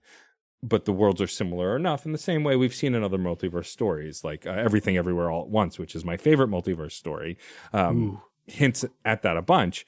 And like, every universe is mostly the same with some minor differences. Some are majorly different. And like, I think it's a fun way to do that. I think that we're finding out now, like, I think it had come out that Helena Taylor was never doing this whole game. She was going to do a cameo. My guess is she was going to do cameos the first two Bayonettas and do their voice. Right. And then that got scrapped when she turned out to be a liar and a terrible person. Who knows? She definitely supports anti-abortion charities. So like, off my list, that's for sure. But like, I think it's an interesting idea. I think that it's a bummer that they're not the same Bayonetta, just because I like this idea that she drastically changes her fashion every like, however many years. If anyone who's followed me anywhere on the internet, like my hair was purple, then it was blonde, and then I came out as non-binary. Like, I relate to Bayonetta completely changing her entire look between games, but this seems to allude that they were different people. It's interesting. I don't think it helps the story at all, which is a bummer. But yes, that could be why this Bayonetta acts so differently, is because she had to fit this story, which isn't necessarily the same stories, which also means that it doesn't hurt the previous stories that came before. But I thought it was kind of cool that the story wrapped together. I'm very complicated on this story because it just feels convoluted at this point a little bit. Yeah, it feels, and this is another kind of example of this, where it feels like lazy metaverse, multiverse writing, where they say, we can use the fact that it's a multiverse to make anything true. Yeah. We don't have to have the previous games support this. And this goes into the love story later in the game too, I think. But I always thought it was very clear that the Bayonettas were the same. Never once thought they were different versions of Bayonetta in 1 and 2. And then, maybe Hideki Kamiya could say, this was always my intent, to have multiverse Bayonettas. And I can't argue because he's the one who created the series. But to me, it sure feels like they were like, oh yeah, by the way, we want to have this cool moment where the Bayonettas from 1 and 2 come. So they have to be separate people. Okay, they're separate people. And now they're coming in to help you in this last fight. And I thought that was a really cool moment, but I'm a huge sucker for things like that in movies. When it happened in Star Wars Episode 9, I cried even though I hate that movie. I'm just a sucker for these moments. Yes. So that was cool, but this story starts to fall apart the second you put any critical kind of eye on it, I think. Yeah, and I agree. And you mentioned the Bayonetta Luca story. So first of all, a lot of people like to say that it doesn't make sense for Bayonetta and Luca to fall in love. They have no chemistry, and that's just not true. Bayonetta flirts with him through both games. Like, there is chemistry between them. That's a load of crap. But I thought, real quick, to me, I went through those first two games thinking that Bayonetta is enjoying the chase. She is enjoying being chased, but she is not. I never got the sense that she was super interested in Luca to me, but go on. Yeah. But like, also, again, this is a separate Bayonetta. Maybe this Bayonetta has always loved Luca. We don't know. But like, also there was a lot of, so it's flagged very early that Viola is the daughter of Bayonetta and Luca. Like, it's pretty obvious pretty early on. Yeah. When you use the grappling hook, when she reacts to her, like, so I knew that was coming, and that's fine. A lot of people took issue with this because Bayonetta was considered a queer icon, clearly flirting with Jean in a lot of the games, as well as pretty much anyone, demons, people, didn't matter. Bayonetta flirted with all of them. And a lot of people are like, well, now they made the relationship straight. And actually, a good friend of mine, Ty Gallows-Rowe, wrote an incredible article for The Gamer with a Y about how that's a lot of erasure of other sexualities, pansexuality, bisexuality, by assuming a masc-presenting person and a femme-presenting person are automatically straight. And I speak from experience as a non-binary person who presents mostly very masc. In a relationship with someone, I'm married to a person who is non-binary, who often presents femme, and it's very easy to assume we're both straight, and we are absolutely not. I'm pansexual, they are bisexual. And so that was my biggest frustration, is that people just leaped over the queerness to say, oh, it's a guy and a girl, they're straight, which is not the case. On top of that, though, the big problem with this love story, I feel like, is that it is out of nowhere, and it is very much feels kind of schlocky, forced, like the kind of thing you would see in a straight presenting romance in a cheesy movie or TV show. And I think that's where a lot of the bigger issues come from, is not so much Bayonetta's sexuality being erased. It's that the writing is bad, and kind of like, I do believe what I say, that Luca and Bayonetta had chemistry, but it doesn't matter because those, according to the story, were different Bayonettas. So we have no idea what the history of Luca and Bayonetta are in this multiverse. Right. Yeah. And let me think of a way to say this. I am straight cis male, and I never got the feeling that they were erasing any kind of like bisexual icon or, anything like that with this story. It just felt like they were like, okay, well, this version of Bayonetta and Luca fell in love and had a daughter, etc. There are many different versions of Bayonetta. And like you said, just because Bayonetta fell in love and had a daughter with Luca does not mean that anything that happened in the past is now wrong. Right. Like I said before, I always thought that Bayonetta was a very sexual character, but just not like romantic in any way. She's sexual and flirty towards everybody. Yeah. Like you said, enemies included in the previous games. So yeah, I'm totally with you on that. I feel like this seems like a, and I don't want this to sound as like accusatory as it might come off at, but it just sounds like people putting their own situation into media a little bit. Well, yeah. And I think that the problem is also the queer community has been burned in the past. Seeing characters of course, who are clearly not straight presented as straight, or like my go-to is like Tali from Mass Effect is not a straight character. That character is bi, at least. Same with I'm going to blank on her name from Dragon Age Inquisition, but like these are characters that I thought were Cassandra has like practically a bowl cut. Woman is not straight. But like, I think there's a lot of, rightfully so, worry of not getting enough representation, or representation not being there at all. And so I get the outrage to a degree, but I think I agree with you. I think that the problem here is Bayonetta was always a character who was pretty sexually free, seemed to like kind of be just open and kind of flirt with everyone, and didn't really seem like the settle down type. Doesn't mean that this version of Bayonetta can't be, but they didn't really flag it more than her being extra concerned for Luca. So a little background on Luca's story is Luca transforms into a monster in this game, and you don't realize it's him at first. You fight the monster first, and then you realize something has corrupted him or happened to him, and he's transforming into this creature, and you have to save him, change him. And Bayonetta shows extra concern when that finally gets revealed. And so you can sense that this Bayonetta feels something more for him. But it's not until that moment, maybe halfway through the game, that happens, that And I think that's where the lazy writing comes in. This game and the Bayonetta games love to do flashbacks in like these cool still image swipes with like graphics around them. They do it in this game too with the other Bayonettas.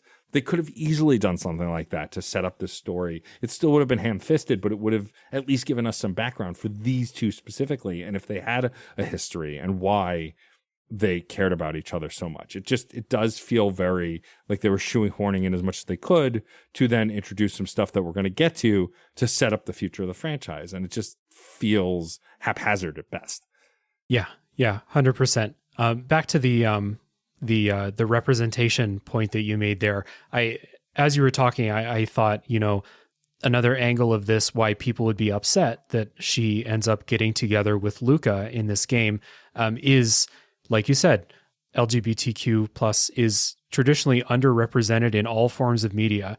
And when you have a character that is, I think, very clearly, at the very least, bi whatever, to have that kind of ripped away, I can understand why people would be upset. But I personally didn't have that experience. But like I said, I am a straight white cis male, so my opinion and what I think is not always the most important, I would say, when it comes to things like this. Fair. So, yeah. But back to Luca. Yeah. The problem I had with this story with Luca is that from the jump in this game, everyone is like, we gotta follow Luca. We gotta follow Luca. We gotta find Luca. And I'm like, why? Why do we have to find Luca? You said that Luca was important in the first game. That's fair enough. I didn't remember. In the second game, Luca was just kind of a pest following Bayonetta, flirting, and Bayonetta would have some fun flirting back, but ultimately swat him away because she, I thought, very clearly was not interested. Yeah. And then this game is like, we got to follow Luca. And I'm like, why? Doesn't make a whole lot of sense to me. Luca's fun as a character. I enjoyed every time he made an appearance in the other games. I just never felt like he was a super important character. But then in this game, so this really felt to me, obviously, we find out that a version of Bayonetta and Luca got together and had a daughter. That's Viola. And this really felt to me like this is a shoehorned in, I always loved you plot. Mm-hmm. And they wanted Bayonetta and Luca to eventually fall in love and have a daughter, but didn't know how to organically make that happen. So they were just like, multiverse. Yeah. Another version of them did this, and we don't have to do any of the groundwork to establish a relationship like that. We can just say the other versions of them fell in love. Infinite possibilities, you know? Yeah. I'd also like to point out that there are other ways of having children, and that it didn't have to be Bayonetta and Luca to that. Bayonetta and Jean could have easily had a child. Artificial insemination exists, as well as who knows what else, because this is fiction. It could have literally been anything. Like literally anything. And so not only is this fiction, this is Bayonetta. Nothing has to make sense. No. And so, it just feels like a lazy retcon that, again, then gives Viola a bum rap, because I don't think she's personally a bad character. She's very cookie cutter, but like, because they shoehorn her at the tail end of this story, being connected to the two of them as parents, it just cuts her legs out from under her to begin with, because she's reliant on these two other characters and their romance to even exist. Mm-hmm. And to be clear, if you didn't get a feeling that she was Bayonetta's daughter by like the halfway point in the game, then you were just not paying attention at all. Even I found this, like caught onto this, and I don't catch these things ever. It's very obvious that like maybe just the fact that I was playing this and I was like, this, these games don't have as creative like writing chops as it would take to make Viola have like a super interesting origin story that's not involved with Bayonetta being her mom somehow. Yeah. But I got that feeling, and you're right. It is kind of, it does kind of paint Viola in a shitty light, because she's connected to this story that I think is just really stupid and lazy. Yeah. And it makes her seem bad by association. Whereas in reality, like you said, she's just kind of a cookie cutter character, not super special, but I don't think she's like bad. She just unfortunately connected to this story that I think is bad. Yeah. No, I agree. And like, I know we're going to talk about the final chapter in a minute. And like, I think what that does really just kind of sets up the failure steamroll. And like, I think it's important to say, because we haven't really even mentioned this the whole episode, Bayonetta is a title. Her name is Cereza, but Bayonetta is her title as an Umbra Witch. And that's important to this story in a way that it has never been important before. And I think that's also part of the problem. Like, it's always been clear that her name is Cereza, but people call her Bayonetta because that's like her hunter name, that's her witch name, whatever it is. In that anyone can become Bayonetta. You can pass down that name. Her mom, assumedly, was also Bayonetta. But it becomes utterly important in this final chapter in a way that just felt also kind of shoehorned.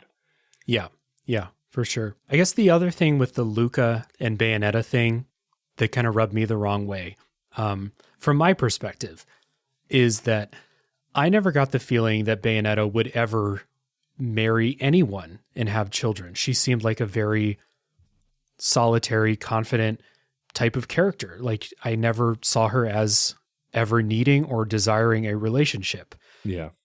Which is why this was to me, such a shocking, in like a bad way type of thing. You know, there are many ways, and we've gone through several of them, that this is just a rough direction to take the story. I think it was Kotaku in their review, used the phrase character assassination when referring to Bayonetta's character. Mm-hmm. And I kind of agree here. Like, this takes Bayonetta in a direction from being a badass character to someone that, like, if they make another Bayonetta game and it's like following these characters, I'm like, is this going to be fun? Like, is Bayonetta's character still going to be fun, or is it just going to be this kind of calm, you know, reserved? Am I even going to get to play as Bayonetta here? Like, really made me, again, like I said, I'm not worried, like real life worried, but for as someone who enjoys these games, a little bit worried. Yeah, I mean, it actually reminds me of a lot of Another M, an infamous Metroid game made by Team Ninja. Right. That made Samus more submissive, more reserved, pretty much nothing like Samus had ever been. Famously, also voiced by Jennifer Hale, actually, funnily enough. And like, I never played Another M, but I've watched enough videos on it. I've watched gameplay of it. Like, I've watched Let's Plays of it. And it sucks. I don't think it's a particularly bad game mechanically, from what I can tell. It's just the story is the antithesis to who Samus is. And there is definitely a lot of that here. Now, again, you can argue that if this is a different Bayonetta, then it's technically doesn't matter, right? Because we could play as any Bayonetta in the next game.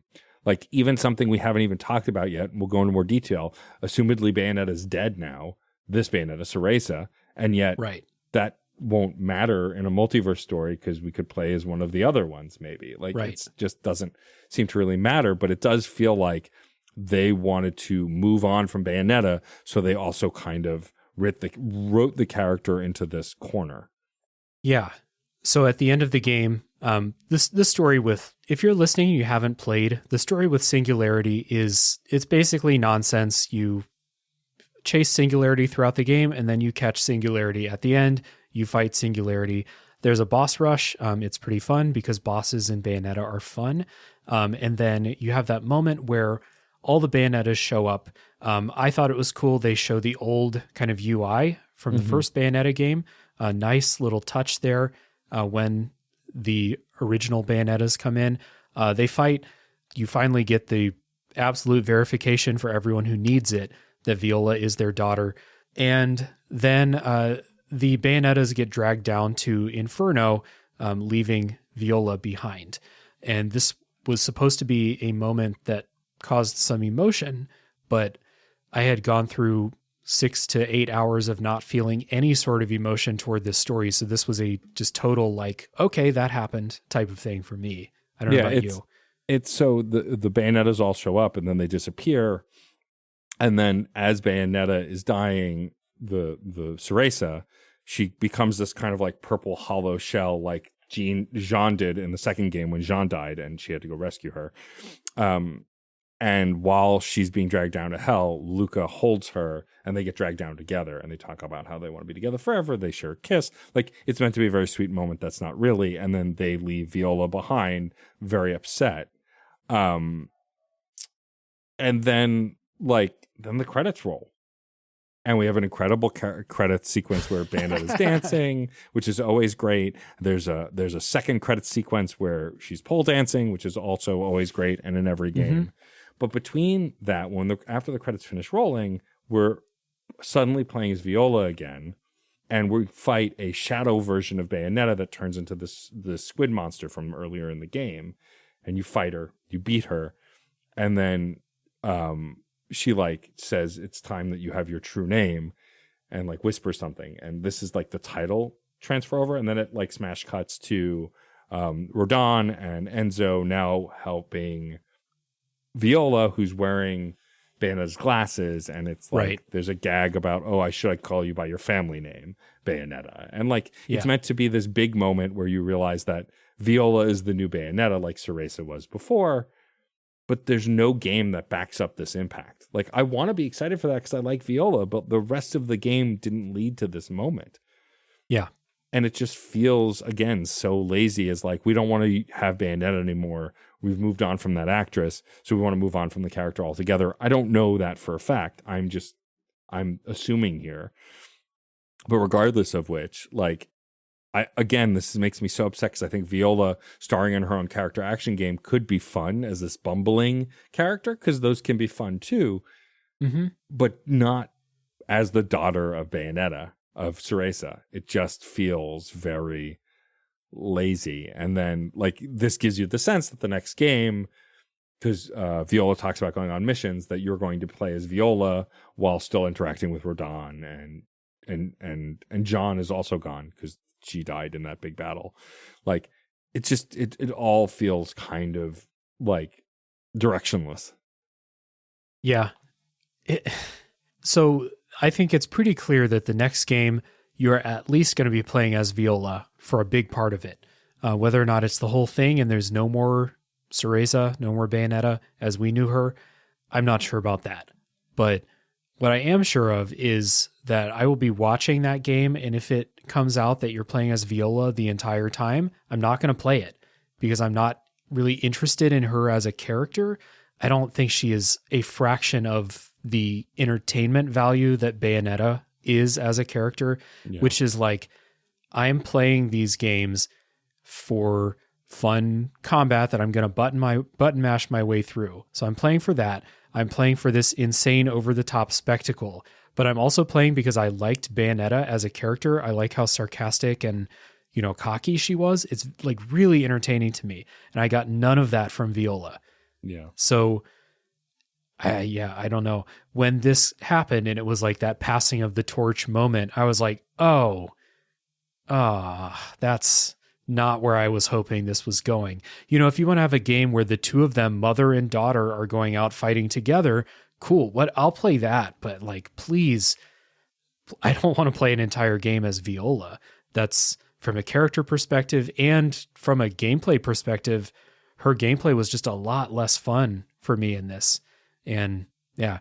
But all that being said, I was watching these cutscenes. I actually wrote this in the notes. I was watching these cutscenes, and then immediately after you get another dance number. And that's like classic Bayonetta. So we have like this weird tone clash of like, we're trying to do this serious, like passing of the torch moment, cut to the credits, dance number. Everyone's dancing. There's a fucking kick line and shit. And then, this happened a couple times after the ending where Bayonetta and Luca get dragged down to hell together. Immediately after that, dance numbers in the credits. Yep. And it's almost like Kamiya is saying to me, Dave, don't take this too seriously. This is Bayonetta. Remember, like, this is all bullshit. Yeah. This is all good fun. But those very weird clash of tones there at the end, especially. I agree. And like the dance number at the end is impressive, right? It's mocap. It's all the Bayonettas. It's Jean. It's Viola. It's even fun. Dancing. It's great. I love it. It's incredible.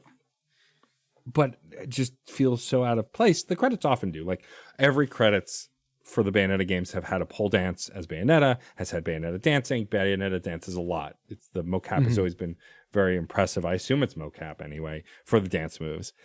She dances when she casts her spells, when she summons demons. Like that's always been a part of the character. But yeah, I agree. It's like we have this serious passing the torch moment where it's clear that Viola is the new Bayonetta, and then we get this dance scene. It's just, it's a bummer. I when I first finished it, I was like, that was fine. I didn't mind it, and I remember us talking a little.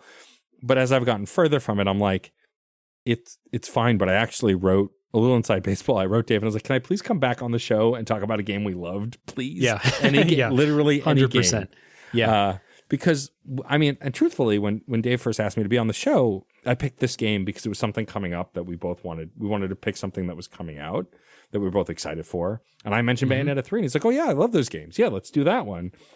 And like the voice actor nonsense should have been the first sign. And I say nonsense not because it's not important. The conversation was important. There was a lot of important conversations that were had. It was just a lot of nothing over 2 days that ended up being, oh, someone's being ridiculous and is a bad person. Like, yeah, it's she what it all amounted to is she put on a clinic in how to completely tank your reputation in 48 hours, basically. Yeah. and like that should have been a warning sign that maybe we should have picked a different game. But we're like, well, now that drama's subsided, let's play this game that we love in this franchise. And it should have been a warning sign, because ultimately I came away from it being pretty sour. And like I own all 3 games now on the Switch digitally. And like I kind of want to replay the first 2, but not if it's going to end with the third. Now, who knows? Maybe the 4th one could save it, right the ship. Mm-hmm. You know, Devil May Cry, like I said, the second one was famously awful, and the third one was a prequel. And then the 4th one, you were a different character. So like it had bumps in the road, and yet 5 is still agreed to be one of the best character action games to ever come out. So like it's not impossible. But this does just leave this weird taste in my mouth because of how haphazard the story was and some of the gameplay segments were. Yeah, it's really just like the things that I could tell that they were focusing on in this game. You know, they wanted to tell a story that had some emotional weight to it. They wanted to add a lot more exploration into the levels. They wanted to add more things to mix up the gameplay. And I came out very negative on all of those things. The only things I really liked about this game were the things that were carried over from Bayonetta 1 and 2. Yeah. And so, kind of like you said, as I get further and further from this game, my opinion of it gets lower and lower. It gets worse as time goes by, which is the opposite of some of the games that I've had on the show recently that I didn't like a ton when I was playing, but they get better in my memory as I start to forget little frustrations and stuff. Xenoblade Chronicles 3 was the most recent one like that. Right.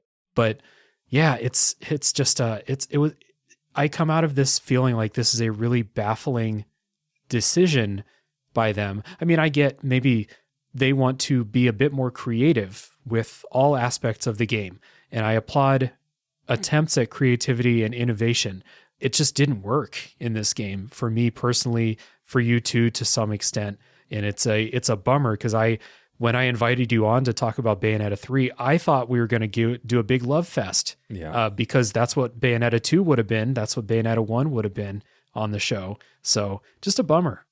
Yeah, totally. I mean, and I think like there's nothing wrong with trying to innovate and try to change, right? Like I mentioned it earlier in the show, and I've mentioned it a lot in other places because I truly do think it's a step in the right direction. But I loved the hell out of Sonic Frontiers, and I'm a longtime Sonic fan. And like, it was not a perfect game, but that open world exploration, it felt like Breath of the Wild.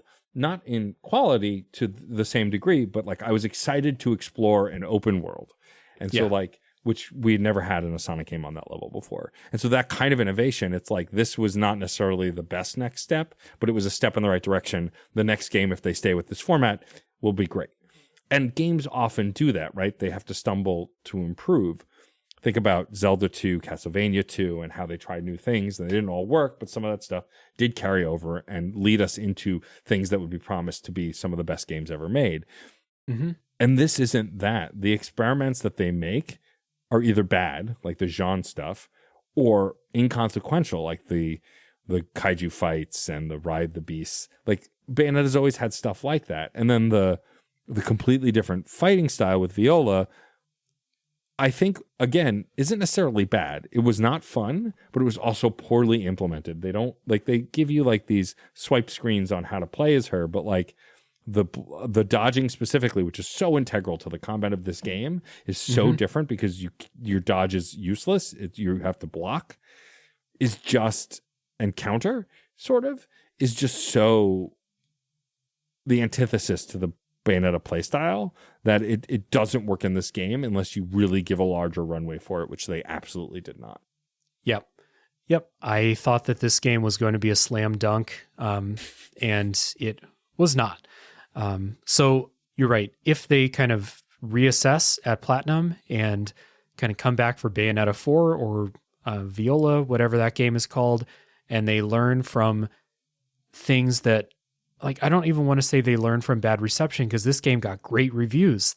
When it came out, it got like incredible reviews. Everyone that I, get reviews from that I kind of my tastes align with loved this game. And I started playing it, talking with some people in the Discord, and we were all like, I don't understand. How is this game getting 10 out of 10s? I don't get it. So I don't know that there's going to be a lot of critical pushback for them to learn from, unless they're getting feedback from players in another way for the next game. And maybe they have an internal evaluation process where they're going to look back and say, like, we can tune up the platforming and make it more interesting. We can make it a more linear game again. That's perfectly fine with me. But my hopes are not high for the next one. Me neither. I will probably play it in the same way that I always... I often, if something leaves a bad taste in my mouth, but the majority of the franchise is something I like, a la Sonic I mentioned before, I will always try the new latest thing. Films that way too, right? If I didn't like the previous film, but I like the previous 2 films in the same franchise, I will still give the next one a try. And so I can say that if they make a Bayonetta 4 with Viola, I will play it. Will I be happy about it? Hard to say. But like, I likely would still play it. But I'm not optimistic about the quality of it after this was such a miss. I think the reason a lot of people reviewed it well is because the Bayonetta stuff is still the same. It's still great.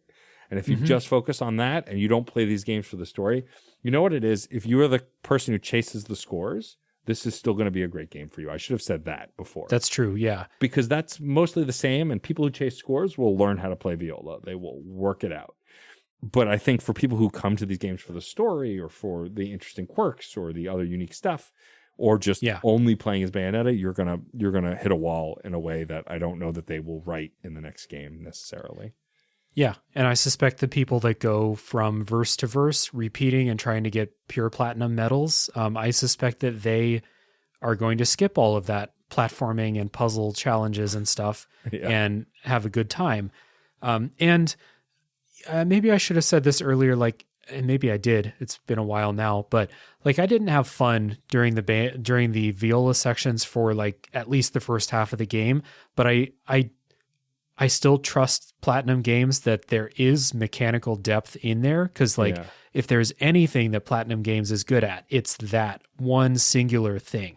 Yeah. And despite all the other things that I don't like about this game, I'm still very confident that the pure platinum chasers, the nonstop infinite climax level players, will probably have fun mastering Viola's stuff, because that is what Platinum Games does best. And I have no reason to think they lost that. It's just like literally everything else. So, Matt, this has been fun, man. This is it turned into an episode where we didn't always have the best things to say about the game, but this has been a really great conversation. I appreciate you taking 2 hours out of your time to talk about Bayonetta 3 with me. My pleasure. Thank you for having me. Like I said, I'm a big fan of the show. I feel like we're kindred spirits and personality. I mean, you joined the CPOV Discord and started stoking conversation and engaging with stuff, which I love, because it's my favorite thing is engagement. I'm a podcaster. Yeah, of course. But no, I think that we align in a lot of ways, what the kinds of games we like, what we love about video games as a core, our methodology as podcasters. And so once I got a sense of that, I was really excited to come on the show. I am still leaning into that. I want to come back for a game we both love, because absolutely. I've listened to many an episode where you get to do that, and that's definitely more fun. But I think we had a lot to talk about, and I think that's what made me excited to still talk about this game, even being disappointed about it. That between the VO drama, the sexuality conversation, the why we didn't like certain stuff, there was a lot to chew on, and I think it was a great conversation. So thank you for having me be a part of it. 100%. And for everyone listening, thank you very much for sticking it out till the end with us. Another recommendation to check out all of Matt's podcasts, Fun and Games, Reignite, CPOV Autographs, and Screen Snark.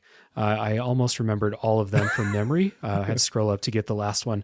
But again, if you're listening to this show, I guarantee you will find something to like in Fun and Games and Reignite, the video games podcasts. So again, thank you for listening, and tune in next week for the next game that comes out of the backlog.